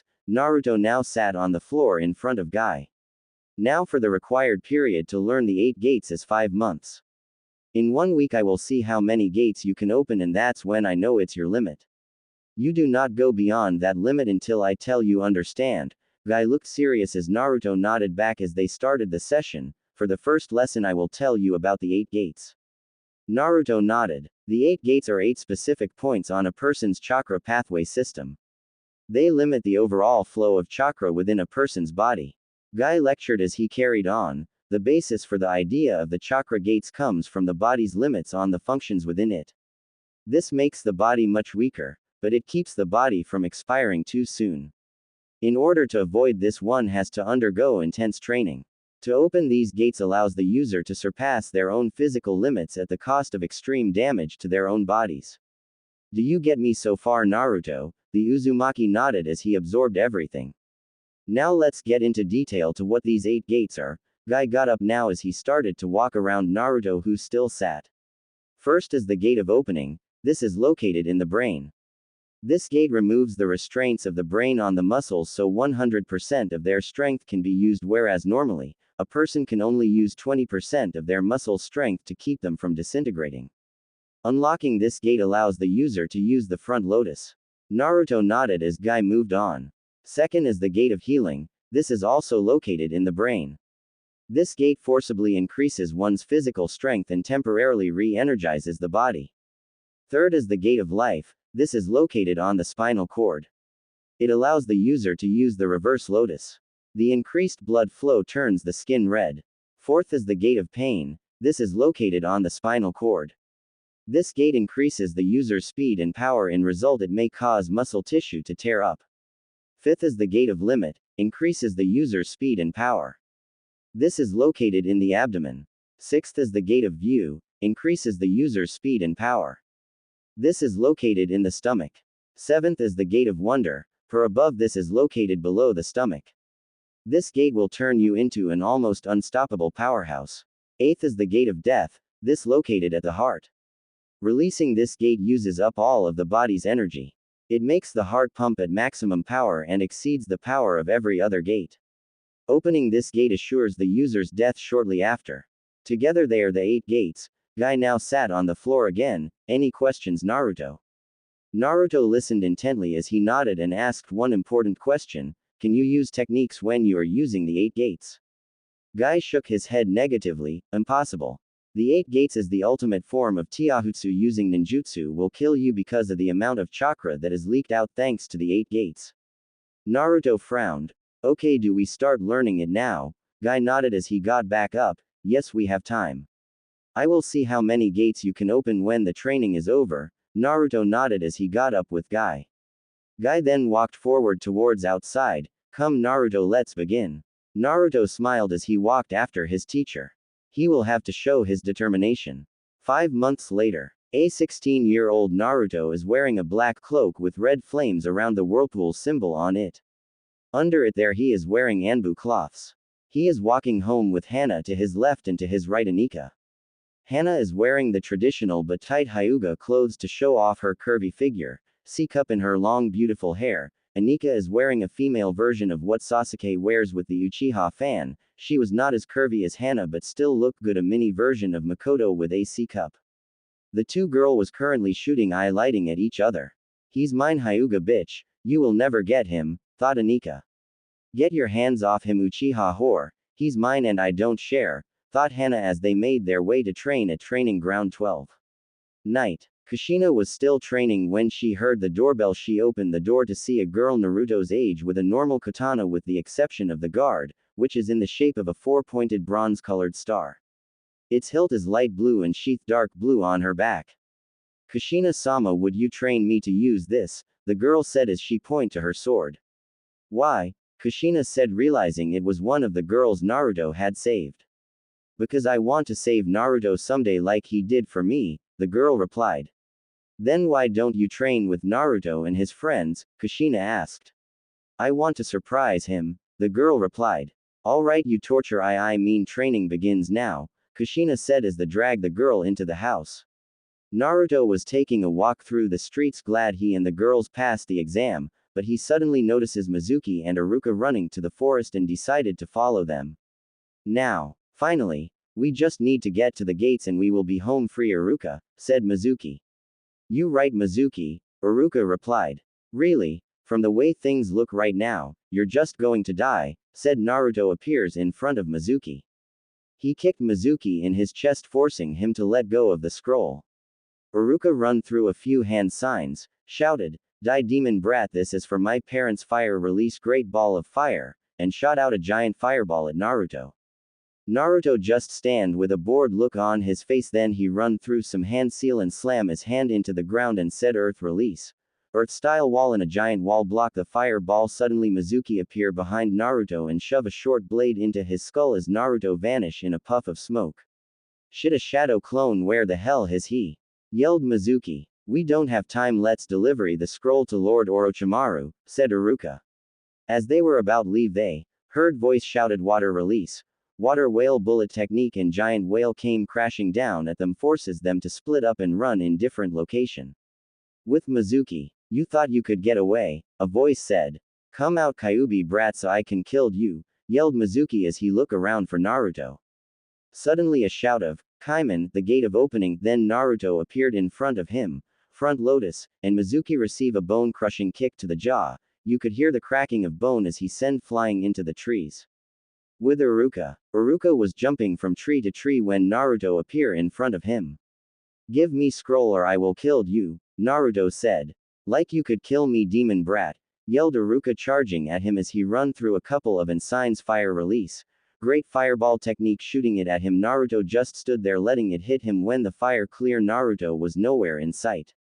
Is that all you have, Iruka? I'm very disappointed, replied Naruto on the opposite side of Iruka, yawning. Iruka started seeing red and charge at Naruto, not seeing the smile on Naruto's face, as they engage in a taijutsu spar with Iruka gaining the upper hand when Naruto charka spike and Naruto vanish. Suddenly Naruto appeared behind Iruka and stabbed him in his back when, poof, Iruka was replaced with a log substitution technique. At that moment Naruto fell to spike through his stomach. Earth release. Earth spike. Iruka came from behind a tree with a smile on his face seeing Naruto being impaled by the spikes. I'll be hero for killing the nine-tail, though Iruka. Suddenly he heard several chirping bird Chidori, then Naruto was in front of him. He could see Naruto's red slit eyes as Naruto's hand went through his chest. How? He replied. Blood clone. Naruto whispered in his ears. Iruka slumped forward, his hand landing on Naruto's shoulder as he held the pose of stabbing Iruka. A grin spread on the older man's mouth as his life force drained out on the earth below, and he whispered a few choice words to Naruto as his last revenge. Remember this, boy. Remember me as your first kill. The first blood on your hands. Remember why you are a monster. Iruka said as he coughed up blood, then he fell back and hit the ground as the Naruto in front of him turned into blood. With Mizuki, Doden, Earth Fisher, Mizuki slammed his fist into the ground and Naruto felt the ground shake around him and realized where he was standing was not as safe. The ground collapsed in on itself and took several trees with it. Naruto leaped off the ground onto a tree limb. He didn't get much time to recover though as Mizuki came up and kicked him right in the gut sending him back and forcing him into a tree. Let's see your girlfriend save you from this time, Nine Tails.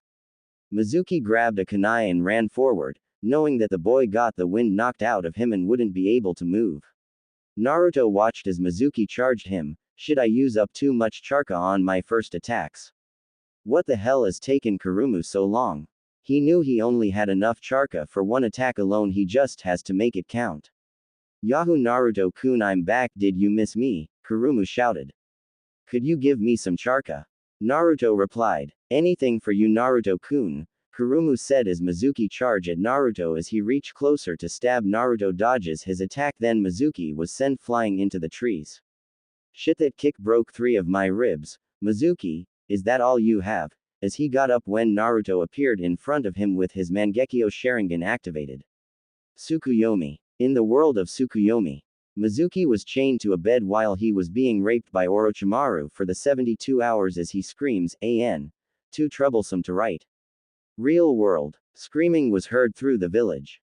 The memory of what Iruka had said to him came back and what he had just done. Mom was right, Naruto said. Flashback 2 years. Naruto had just killed a chunin that had attacked him when he went to the bathroom and now he was in the hospital treating his injuries. He looked up and saw his mother. She was not surprised to see some tears there. Rin-chan said that the path of the shinobi was the path of death and glory. She also said that we must always be ready to kill or die to protect our village. That is what it means to be shinobi. He sighed. It's the same thing that you, Hit-chan, Mik-chan, Yash-chan and Su-chan have all told me. I understand it, it's just. The reality is never how you picture it to be. She said simply. She gently wiped his tears away and smiled at him proudly. Taking a life should never be done without reason. When we kill, we do so in self-defense or in the service of our village, which is what separates us from murderers or bandits. As long as you acting under any one of those two circumstances, do not doubt that your actions are just. Does it get easier? He asked. She nodded. It does. In time you will learn to simply kill and not feel. He shuddered a bit. That sounds awful. She slowly nodded. In a way it is, but Naruto-kun, do you want to feel this every time you are forced to kill? Could you bear it? The girls and I have both killed many in our times and I think we are all good people with good hearts. But if we could not turn our heart off when we needed to, we would go mad. He looked at her unhappily. You turn your hearts off. Kushina nodded. We learn not to feel at those times. It is the only way to do it and stay sane. Mom, it sounds kind of cold-blooded. It is, son, but if you are a shinobi you cannot always afford to be human. She hugged him again and kissed him. Do not misunderstand me. I do not mean to deaden your heart all the time, for that is just as bad as feeling too much. Be human, love, laugh, and even cry when your heart tells you to. You learn to do it when the time calls for it, son. Naruto looked at her and slowly nodded. I think I understand. Flashback end. The Anbu arrived only to see the scroll unharmed and the dead bodies of Iruka and Mizuki. In the trees, Naruto was looking at the Anbu smirking. I think it's time for me to head home, whispered Naruto in a very low voice. The Anbu decided to take the dead traitors and the scroll and leave. Then a yellow eyes figure appear its lips. My you have grown strong Naruto-kun, you soon be mine, then it vanishes. A week later. Naruto was coming from training. They not had decided the team placement yet when he heard. Lee, my youthful student, you will be stronger than ever. Guy said, pumping his fist for emphasis. Guy sensei, I will run 100 laps around the village. Lee yelled to his sensei. And if you do not run 100 laps around the village, I will do 500 push UPS. Guy boasted. And if you are not able to do 500 push UPS, then I will do 1000 jump ropes. Lee wailed, tears starting to form. Yush Lee, your flames of youth burn brightly. Guy shouted as tears appears in his eyes. It is all because of your tutelage, Guy sensei. Screamed Lee as tears appeared in his eyes as well. Lee. Guy sensei. Lee. Guy sensei. Lee. Suddenly the two were hugging, tears falling from them like waterfalls. As they did, a sunset background appeared behind them as well as a waterfall and a rainbow as they continued to call each other's names. Yes, Guy decided to take my advice and a train academy student, Naruto said. Yeah, he was disappointed when you could only open the first gate, Kurumu replied. Oh, you are awake, Naruto said. Yeah, that noise wakes me up, Kurumu replied. Few minutes later, Naruto was trekking back home. As he entered gates, he was suddenly surrounded by 10 Anbu members with a root symbol on their forehead protector. Lord Danzo would like you to join us, Dog Mask said. What if I don't want to join to him, replied Naruto. You don't have choice, either you join us or die, shouted the Dog Mask Anbu. Naruto began to wait his option, then he walked forward and said, Alright, I join you, but first, where is my mother? She will be fine as long as you come with us, said the Dog Mask Anbu. Suddenly a man came flying out of the house and crashed right in front of him. When Naruto looked at him, he had a broken. Then another came flying out with the same problem. A furious but Kushina came flying out and punched the Dog Mask Anbu mask in his face, sending him flying into the trees. Naruto had to hold back a blush as looked at a half Kushina with only a towel on. You were trying to rape my mother, I'm going to kill all of you, Naruto roared as the red charca begun to cover his body. Some of the Anbu begun to sweat because of the powerful Ki that were directed at them. He appeared behind an Anbu and shoved his kunai through his chest. The others regained their senses and started attacking him at once. Fire release, fire dragon technique, they all shouted as a huge explosion that rocks the village. With Kushina, she was fighting off 5 Anbu, cut them down with her kanata one after another, Uzumaki style. Dance of the full moon, then disappear. All the Anbu suddenly fell to the ground dead. She heard the explosion. Naruto, she screamed as she was about to run over to him. 5 more Anbu appear before her. With the Hokage, he was in his office when he heard the explosion. He saw that it was coming for the Uzumaki compound. He summoned his loyal Anbu cat. She long purple hair, you guessed you, she is snake. She had short purple, same with her, and tiger, and they all rushed to the compound. With Naruto, when the explosion clears, Naruto was not there anymore.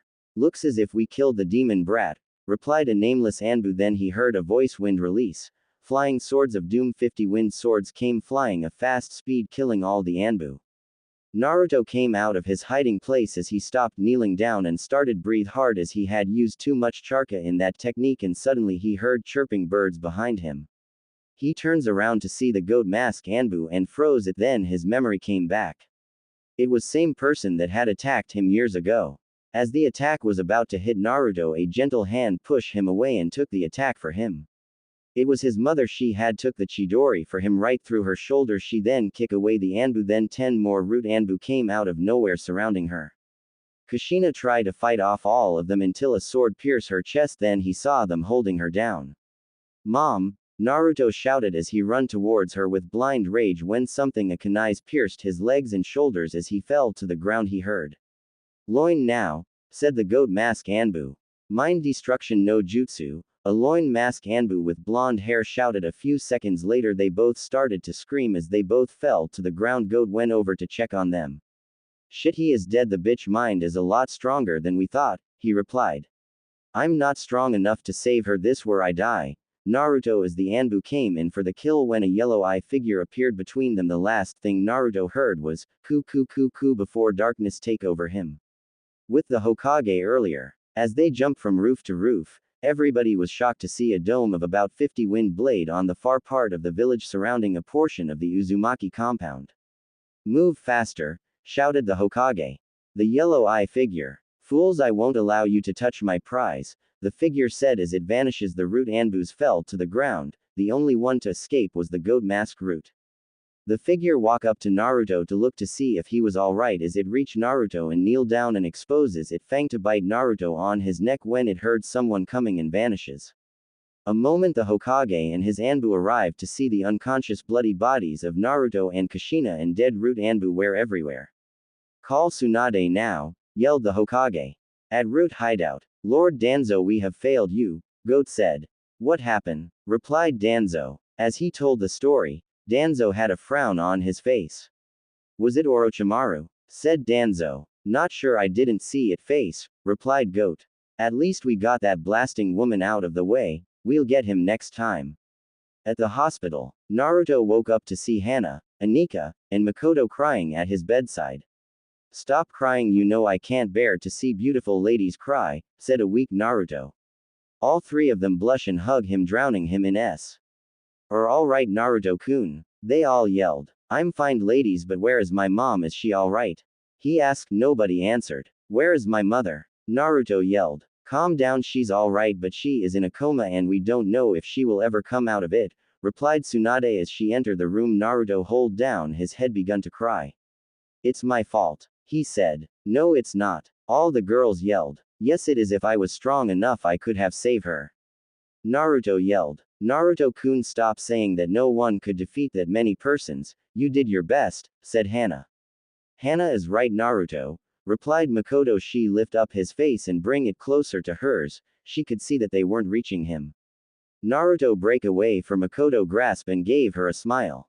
Tsunade, take me to her. Naruto said. Tsunade motioned for him to follow him. As Naruto got out of the bed, the hospital goon fell of him, revealing a Naruto and his big member showing, but Naruto didn't even realize as he continued to walk, but the girls Makoto and Tsunade did.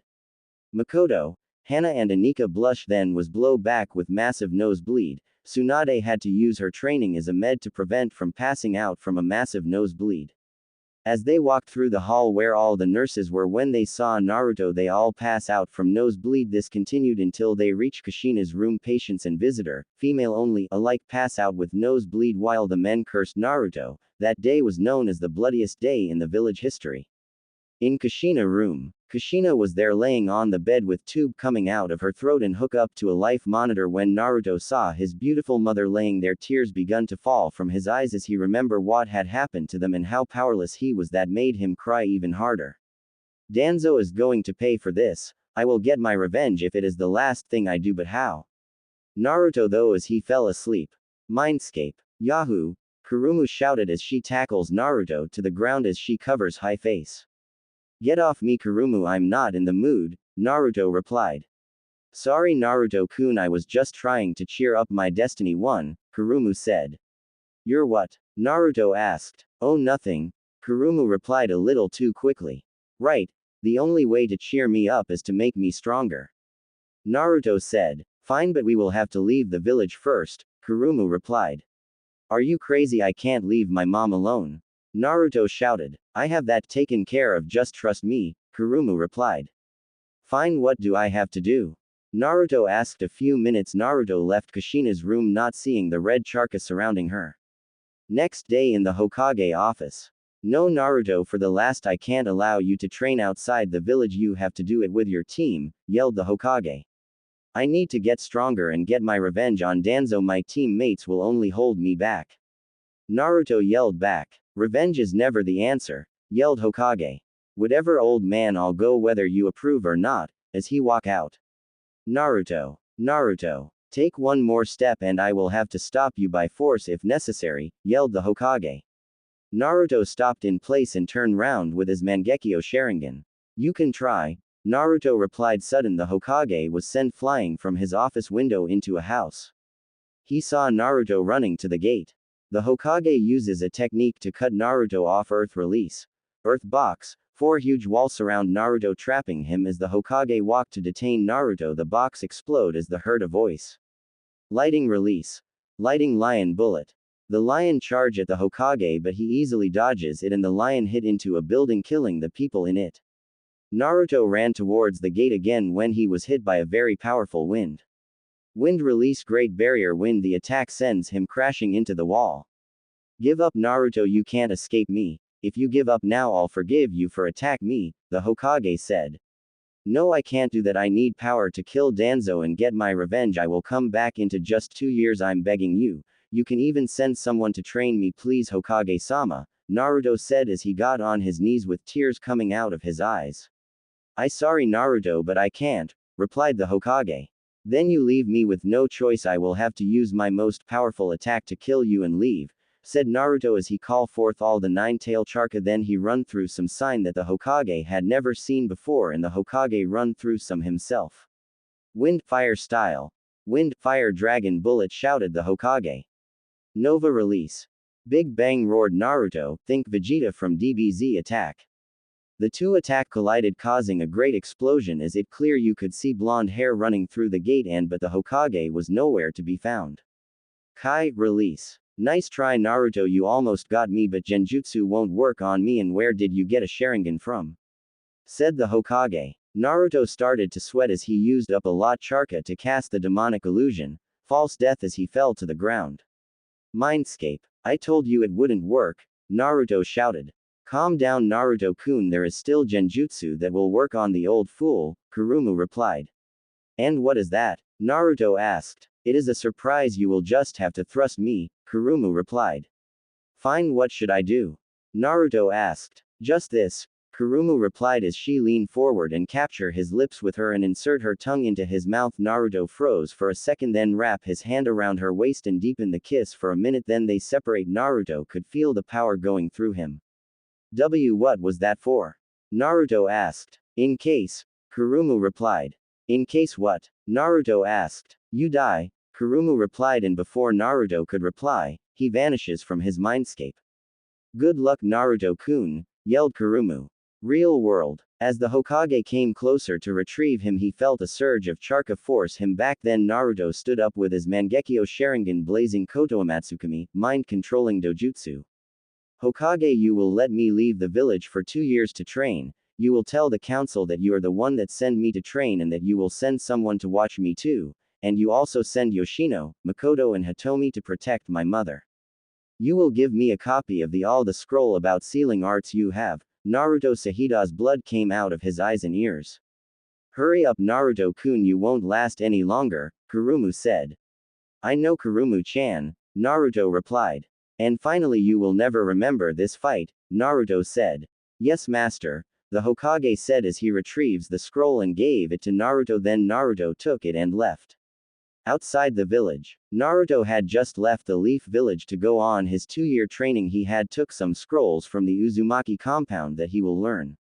Naruto traveled for 2 days until he was out of the Land of Fire, where he found a place to rest and train. Hey Kurumu, what are you going to train me, Naruto?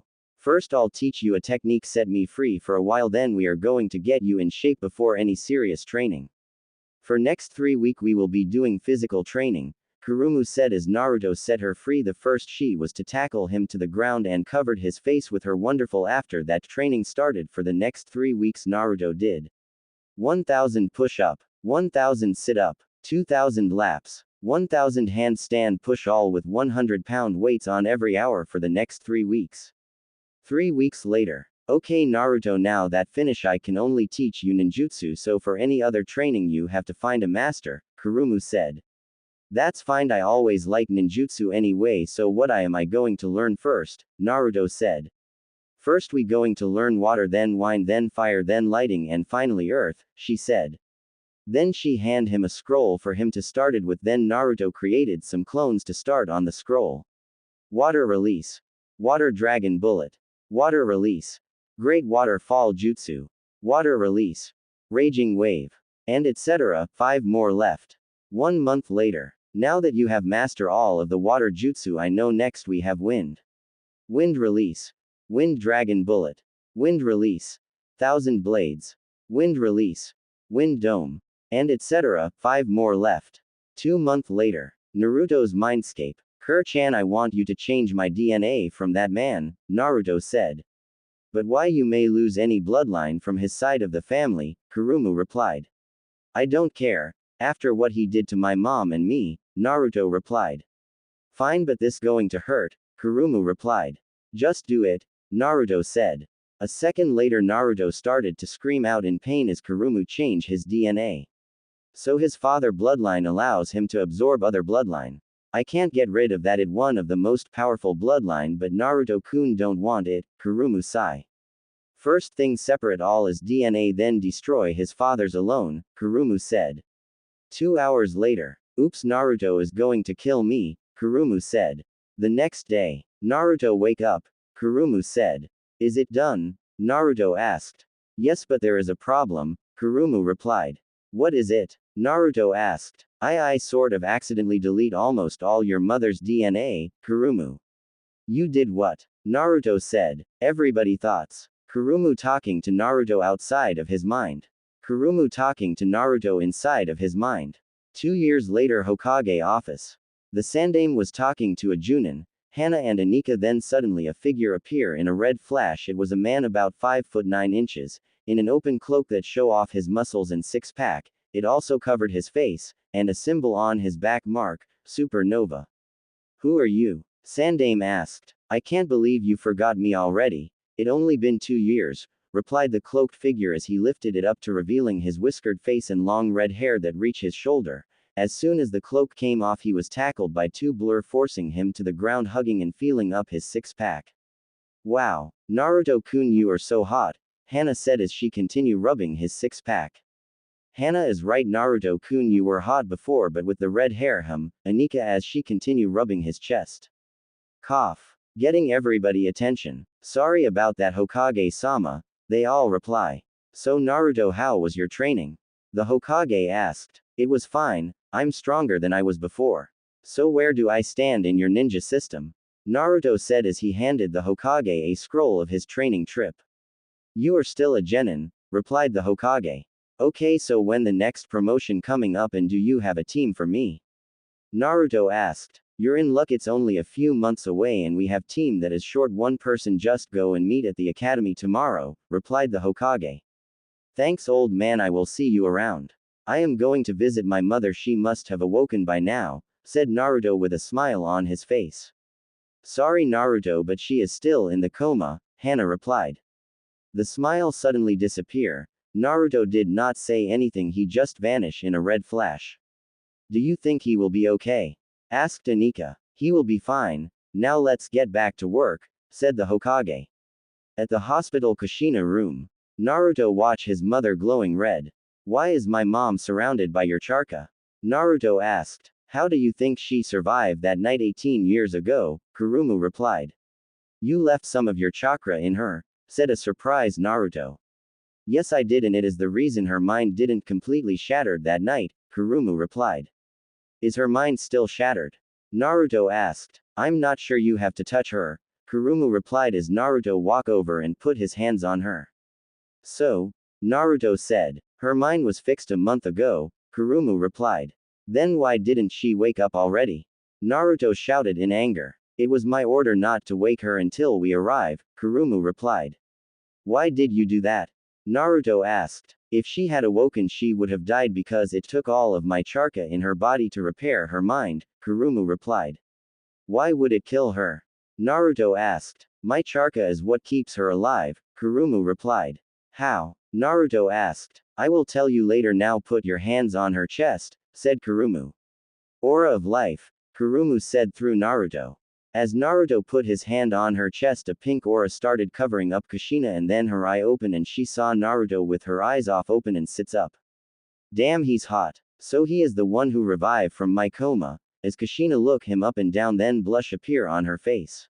I feel like I got younger somehow, as she started feeling up her, yes definitely younger, realizing what she was going in front of the red head she blushes.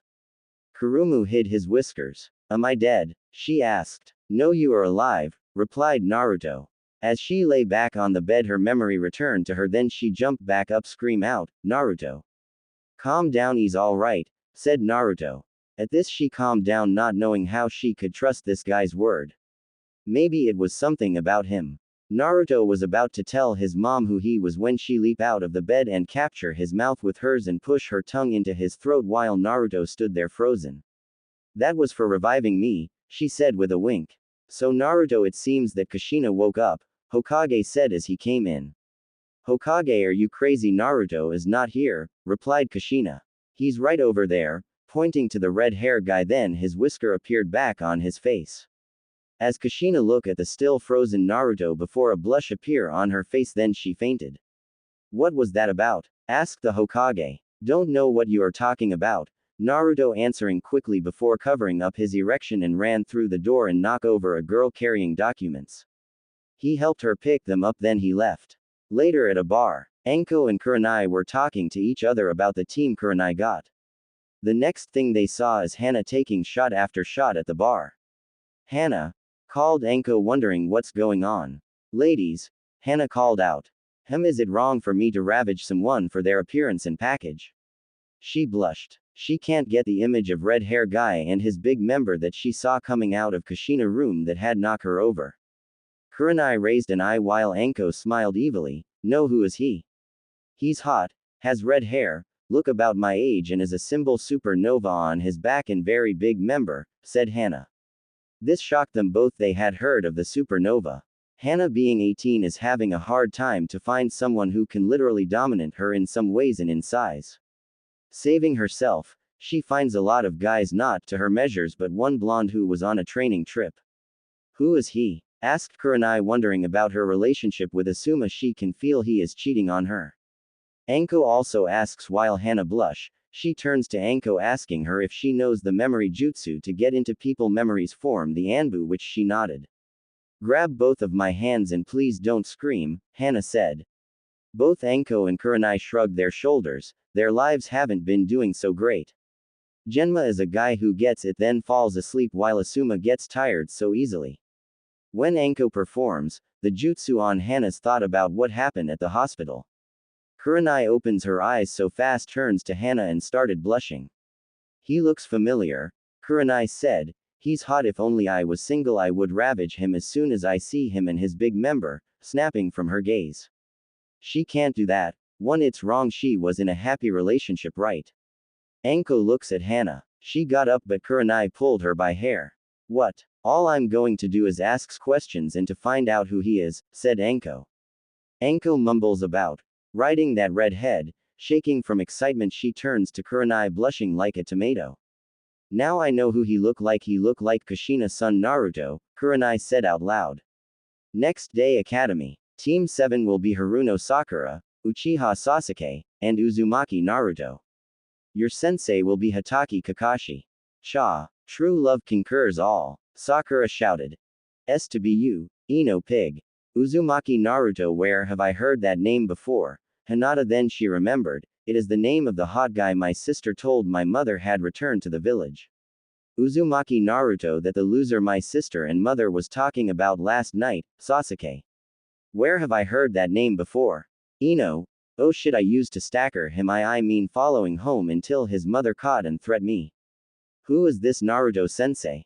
Kiba shouted. He was a genin that was on a training mission 2 years ago and just came back, his sensei replied. So you have finally returned, now I can get my revenge, a student. Team 8 will be Hyuga Hinata, Aburame Shino, and Inazuka Kiba. Your sensei will be Yuhi Kurenai. Team 9 is still in circulation from last year, so Team 10 is an Ino Shika Cho team again. Your sensei is Sarutobi Asuma. What? Ino yelled, causing many to cringe. After school 3 hours later, Naruto arrives to see his 2 teammates. So they put me with Anika little brother and councilwoman Haruno daughter, Naruto, as he took a seat beside them. Guess we are teammate, nice to meet you, Naruto said. Sasuke replied, not even looking at Naruto. Great, he has a stick shove up his like his father, Naruto. You too, Naruto-kun, Sakura replied with a blush on her face. A man appeared in front of them. Team 7 on the roof, disappearing in a poof. I seen this guy's hairstyle and color from somewhere before, Naruto thought. That because he is the goat mask Anbu that attacked you, Kurumu said. Naruto anger rose but Kurumu calmed him down. After that he got up and vanished in red flash, shocking Sakura and Sasuke. On the roof, Kakashi waiting for his team but is shocked to see Naruto appear in red flash. Interesting, didn't know he could do that. Kakashi watching as Naruto sits on the rail waiting for the others to come up. Let's tell each other our likes, dislikes and dreams, Kakashi said. Why don't you go first, sensei? Sakura said. Okay, Kakashi. My name is Hatake Kakashi. I have likes and have dislike in my dream. I don't have to tell you, Kakashi replied, pointing to Naruto to go next. I am Naruto Uzumaki and I hate goats, Naruto said, and that was it. He took out a bingo book and started reading. That it? Kakashi said.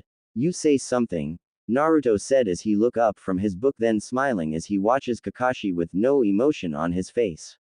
Sasuke and Sakura face fault at that. Kakashi, demon brat, then he points to Sakura. Naruto ignores them and begins to talk to Kurumu. You are aware this man tried to kill you?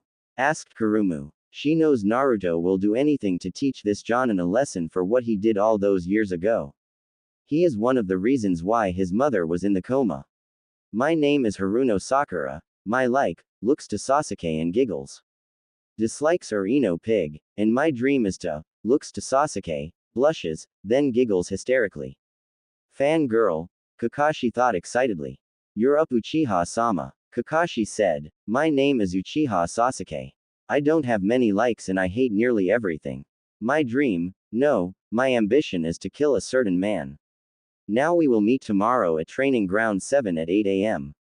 Don't eat breakfast. Watching Kakashi shunshin away, Naruto lets out a yawn and shunshin away. Hokage office. Naruto had just received his shinobi ID when he heard. Today's the day I surpass you, old man. The boy yelled before he fell on his face hard. Hello Konohamaru. The Hokage sighed. The boy, Konohamaru, got up with a groan and looked around. Hey, you tripped me. He yelled at Naruto with an accusing finger. You tripped over your own feet, you idiot. Naruto replied calmly, picking the boy up by the shirt. Honorable grandson, a voice yelled from the hall. He's in here, Ebisu. Sarutobi replied. As he finished, a man with a dark blue suit and sunglasses walked in panting heavily. There you are, put him down this instant. Ebisu yelled at Naruto. It's the demon boy, you say something, Naruto said, not looking at the man. Then he turned to the Hokage. I'm going home, Naruto said and dropped the boy on the floor hard. Ha, you can't do anything because I'm the Hokage's grandson, Konohamaru boasted. Suddenly Konohamaru was sent crashing into that Ebisu guy and knocked him over. Then Naruto walked out of the room. Naruto was walking home when he saw a walking rock. Damn, what a stupid kid. Naruto, kid, rocks don't have feet. As soon as he finished, the boy leapt out of his disguise, smiling. I'd expect nothing less from my rival, he exclaimed. Rival? He asked. Kid, I don't even know you. Teach me something. No. Why not? Konohamaru asked. Because I don't feel like it, Naruto replied as walks away from the kid. Instantly the boy jumped in front of him and pointed a proud finger into the air. My dream is to the next Hokage, so I won't take no for an answer. Naruto was about to answer him when. Honorable grandson, get away from him. A voice shouted. Landing in front of the two, Ebisu rushed to the boy's side. You shouldn't associate yourself with people like him, he said disdainfully. Naruto was in front and his hands were on Ebisu's throat, then lifts him off the ground and started to squeeze it. What is wrong with people like me? As he squeezes Ebisu's throat harder. You are killing him, Konohamaru shouted, but Naruto ignored him and squeeze until the guy was out cold. Then Naruto just throw him into the garbage bin. Why did you do that to him? Konohamaru shouted with tears in his eyes as he checks to see if his sensei was alive. Because he was annoying just like you, and if you continue to follow me the same thing will happen to you, Naruto said as he walked away. That was very harsh, Naruto-kun, even for you, Kurumu said. I know, but I don't want anything to do with anybody that has as the last name Sarutobi, Naruto replied with venom. Next day, Training Ground 7. Naruto appearing an hour late since Kakashi appeared yesterday 3 hours late. Naruto sat down and began to eat apple, making the team confuse. What, it's called breakfast? Naruto said as he ate the apple. He hears Sasuke snort and Sakura shrugged her shoulders. With another hour has passed, Naruto stretches and gets up. About time, Hatake-sensei. Turning to the left, Kakashi appears while raising an eye. You're late, Sakura yelled. Sorry, I got lost of the road of life, Kakashi replied in a lazy manner. Liar, Sakura yelled. So why are we here? Sasuke asked. Naruto nodded. You're going to take a survival test to see if you can become Genin, Kakashi replied. But we already did that, expect this loser. Sasuke thought aloud as he points towards Naruto, who ignored him. That was to see if you had what it takes to be at Genin level, Kakashi answered. 66% of you will fail the test and have to go back to the academy, and only 33% of you will go on to become ninja, at least in this regiment. Your job is to get these bells from me, he said, tying the two bells to his side. Come at me with the intent to kill, it's the only way you'll get them. But Kakashi-sensei, There are only 2 bells and 3 of us. Sakura said. That's right. The one without a bell at the end of 3 hours will be tied to one of those posts and watch as we eat our lunch and that person goes back to the academy. He replied, pointing to 3 stumps in the ground behind them, and held up the lunch box. Naruto stands there raising an eye. But to Sakura and Sasuke sees the bells on Kakashi's sides, thinking they will get the bells. 3 hours go, said Kakashi. Sasuke and Sakura vanished, leaving Naruto standing there glaring at Kakashi. Is something wrong? Kakashi asked. No, just looking at a fool, Naruto replied. Naruto just poofed away in a cloud of smoke. Kakashi shaking his head while thinking, so he knows the Kage Bunshin. He might prove troublesome. Quote. With Naruto. Naruto casually walks to Sakura, who is hiding in a bush. Sakura getting up. What do you want, Naruto-kun? She said while blushing.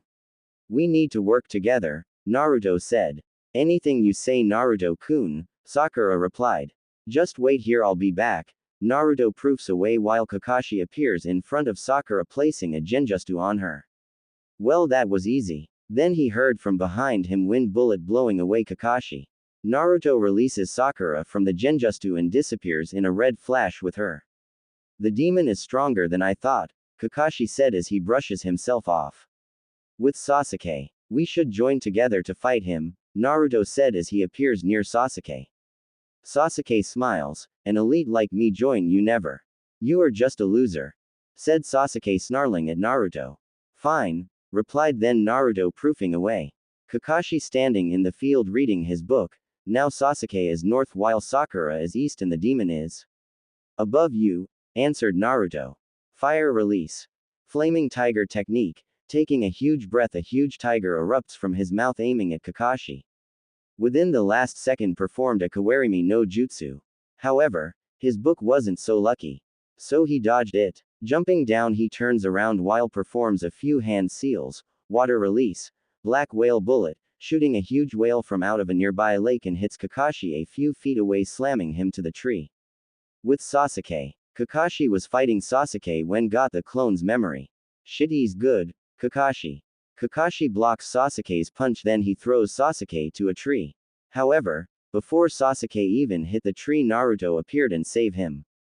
Sasuke push him away. I don't need your help, Sasuke. Kaden Grand Fireball technique. Wind release. Bull barrage. Naruto is his wind bull combined with the fireball which cause an explosion. Naruto grabs Sasuke, disappears in a red flash to avoid the explosion, and so did Kakashi, who had escaped too. Naruto threw Sasuke away, charged toward Kakashi with his palm glowing yellowish Nobaden Chidori, Nova release. Thousand birds, thrusting his palm in a arrow-like way into Kakashi's chest as it burned him, then he is impaled through the as Kakashi scream out in pain. He adding more power to his hand, the attack burned Kakashi's chest, making the wounds deeper but not life-threatening. Kakashi grabbed Naruto's hand to twist it off, but Naruto quickly grabbed Kakashi's hand and fought for dominance. Hurt, doesn't it? Smiled Naruto.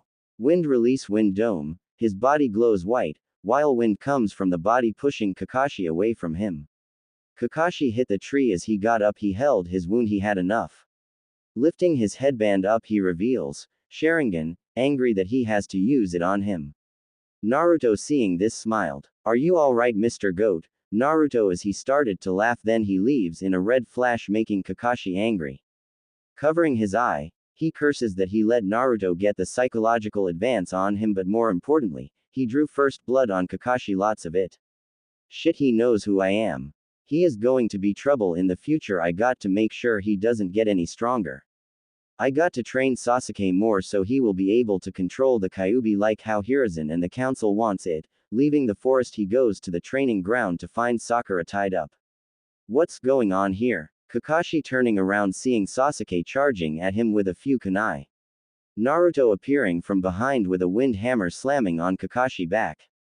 He braces for the kunai to hit him, but it didn't. Turning to Sakura, she was holding the bells in her hand, smiling while Kakashi looks shocked. What, how? Turning to Naruto, he stands there folding his arms. Sakura, my bell, putting his hand out. Sakura moves to Sasuke and gives him a bell. Looks like I'm going back to the academy, Naruto replied with a smile on his face as he walked away. He figured it out at the start. However, more importantly, he knew I wouldn't let the Uchiha fail. Clever expected that from the demon. Turning to Sasuke and Sakura, you three pass, as Naruto stopped. What? Sakura yelled. The main objection is to use teamwork to stop me, Kakashi watching their stunned reactions. So Naruto-kun was right, said Sakura as she blushed at hearing this while Kakashi raised an eye. Naruto wasn't looking for an answer. He knew and understood the reason for the objection. Whatever, Naruto said, turning around. He looks at Hatake-sensei. You honestly think those two will work together with me? You are so wrong, leaving in a red flash. Kakashi knows what Naruto said is true, but Naruto, they aren't going to work with you. But against you, and when Sasuke is done training he will make sure that you will die and Sensei will be avenged. Smiling he looks at the two genin in front of him. Uzumaki compound. As Naruto entered the house, he saw Kushina, Makoto, Tsunade, Rin, Shizune, Yoshino, Hana and Anika talking to each other. Hey, what's going on here? Naruto said. Then Makoto run up and hug him and pressing her lovely DD at him, making blush while she getting glared at by the other women. Ignoring them, she holds Naruto tighter. So Naruto-kun, how was your training? You got a girlfriend yet? Makoto asked. Every look interested in his answer. Well, flashback 6 months ago. So this the village hidden in the mist, said Naruto. Hold it right there. What are doing in our village? Said a nameless guard. I am here to seek to sword master to train me, Naruto replied. You have to talk to our Mizukage first, so follow me, said a nameless guard. Mizukage office. As they reached the Mizukage office, Naruto saw two of the beautiful women he had ever seen. They twins. They were of about 25. The first one that was sitting down, she has green eyes and ankle length, auburn hair styled into a herringbone pattern at the back, a topknot tied with a dark blue band, and with 4 bangs at the front. 2 bangs are short, with one covering her right eye, and 2 are long, crossing each other on her chest, just below her chin. She wears the something as in the anime, and the other one was standing. She also has green eyes and ankle length, auburn hair styled into a herringbone pattern at the back, a topknot tied with a dark blue band, and with 4 bangs at the front. 2 bangs are short, with one covering her left eye, and 2 are long, crossing each other on her chest, just below her chin. She wore a storm outfit, mist version of the leaf Anbu, with her mask in her hands, and had a small thundercloud with water droplets falling on her shoulder.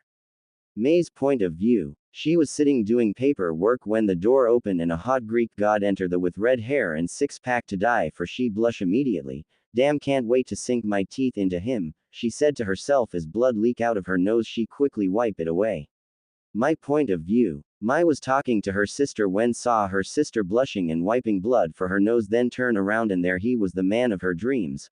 I am going to get him in my bed tonight, as she blushed and cover her nose to prevent blood flow.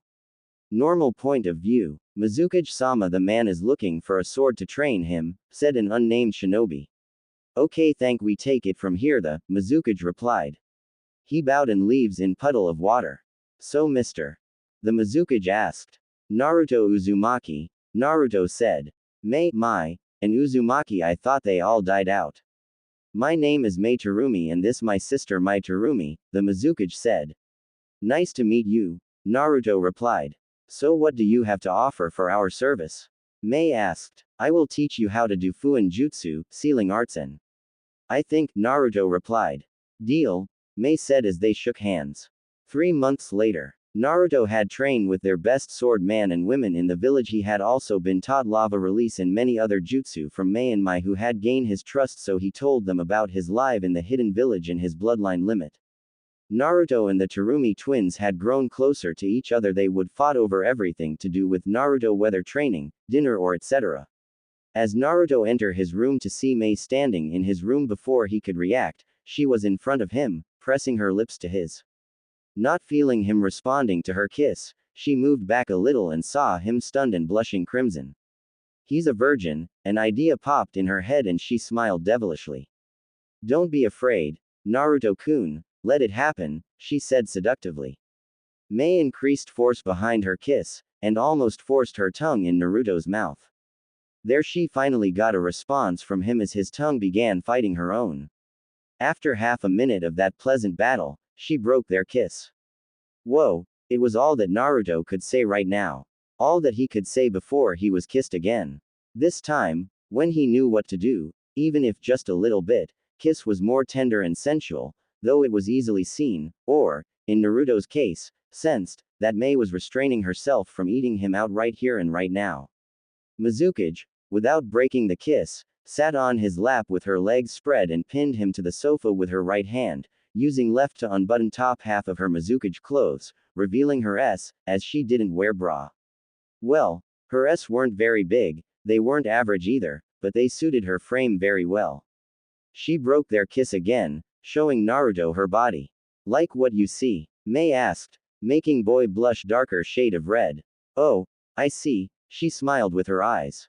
With her free hand she caught his right and placed it over her left, making him squeeze it several times. For Naruto all these sensations were new and he liked them. With his unoccupied hand, he reached for her other and squeezed it, earning surprise from her. Good boy. She leaned forward, starting new battle between their tongues. Her right hand began its way down to his pants. Easily finding what she wanted, she estimated size of the organ of her interest, which was already ready for action, and was pleasantly surprised by it. She began massaging said organ through his pants, making younger blonde into their kiss. Finally, they separated due to the need to breathe.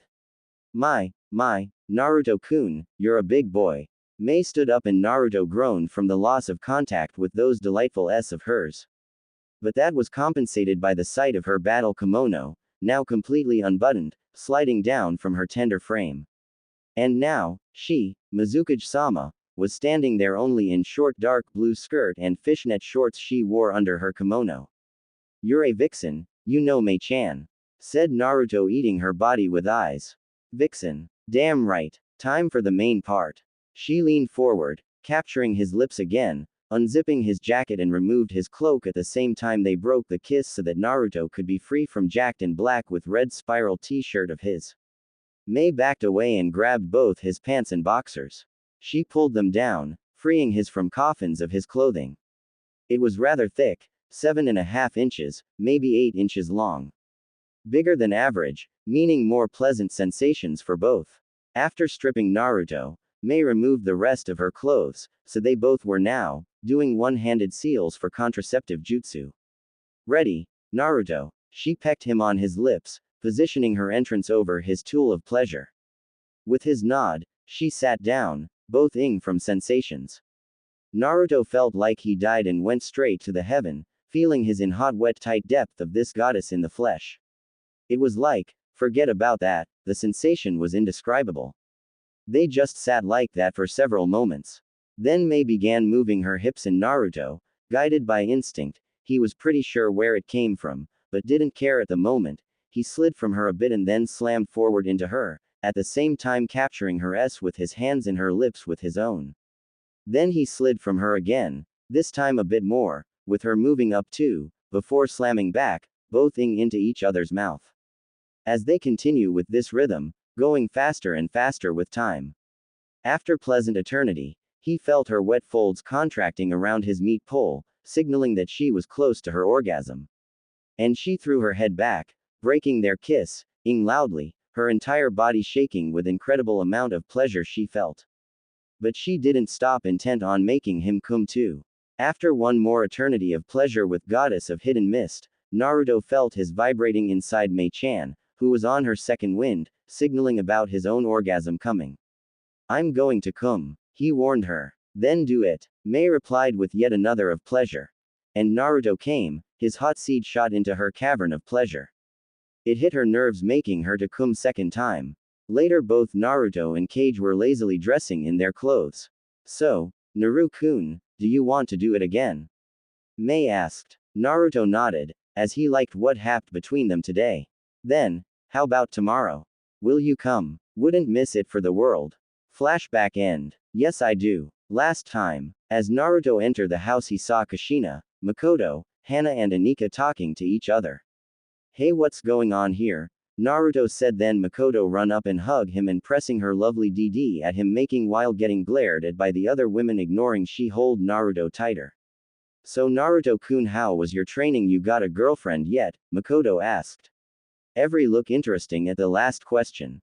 Well, yes I do. Now, all the women frown, they can't believe that their Naruto was taken and Naruto didn't see their faces. He started to talk. So guy who protecting my mom when she was in the coma.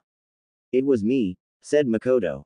Naruto to Makoto and wrap his arm around and kiss her on the cheek while thanking her for protecting his mother and whisper that he will reward her someday. As was about to let go of her, she wraps her arm around, pull him closer to her so he could feel her on him and pull him into the most breathtaking kiss she could do. You will be mine even if I have to share you with your girlfriend. Makoto blushed while saying that while was think while glaring at Makoto. Why didn't they think of that? As the night going on, they share how they have been doing through the 2 years. Konoha. It's been 2 weeks since Team 7 passed the bell test and what they've been doing is D-rank missions. Kakashi, who is the Junin of the team, is only teaching Sasuke while preaching to Sakura about teamwork. The only person he is teaching is Sasuke, while Sakura cheers and Naruto he trains with Hana and Anika. I found him, said Naruto over the mic. Roger that. The demon caught the target. Hearing Kakashi, he gritted his teeth. Hokage Tower. Now when Naruto appeared in a red flash, it scared the shit out of Sakura. Mission complete, Hokage, said Naruto. A Chunin looking at the mission cards. Okay, I have another D-rank mission. Sasuke I began to twitch. Another D-rank mission. All they've been doing is D-rank missions, no D-rank something higher, Sasuke demanded. No, your team is fresh from the academy so nothing higher, said a nameless Chunin. I am the last Uchiha and I am getting tired of these weak missions. Naruto hearing this continued to read his manga while ignoring them. He could care less. Fine, we have a low C rank mission to escort a bridge builder to Nami no Kuni, said a Chunin. Getting the gentleman. Naruto lets out a long yawn. Something wrong, Naruto? Asked Hiruzen, wondering where he went. Knowing better, Naruto said, besides your shinobi trying to kill me again. Nope. Smiling, he turns to Kakashi, who stiff a bit, payback a bitch Hataki. When the client enters the room, he looks at the group of shinobi. These guys are protecting me. I don't think the blonde there can even stay awake in a fight, lifting his bottle of sake. Huh, you say something? Naruto said, not looking up from his book. Every sweat drop. Never mind. He turns to the Hokage, they will do. Hiruzen sighing then explained to them what the mission is about. They will protect him against any bandits down the road and stay with him until the bridge is finished, which will be a month-long wait. This made Naruto happy. A month away from Konoha. You have 1 hour to prepare for the mission, said Hiruzen as Naruto leaves in a flash. Sasuke his teeth looks at Kakashi telling him to teach him the just you, which Kakashi says, nothing. After lots of hugging and kissing from his mom, he went to the met at the gate. They began to take route towards Nami no Kuni. For Naruto, he is happy that he will be away from Konoha for a month, away from the glares and gossiping, free, sticking his arms up. On the road, Sakura tried to talk to Sasuke while he tried to ignore her. Kakashi is quiet and walking while Tazuna the client is drinking his bottle of sake. Naruto walking notices a puddle on the ground. Weak genjutsu, I wonder if the Tem and Banshee knows about it.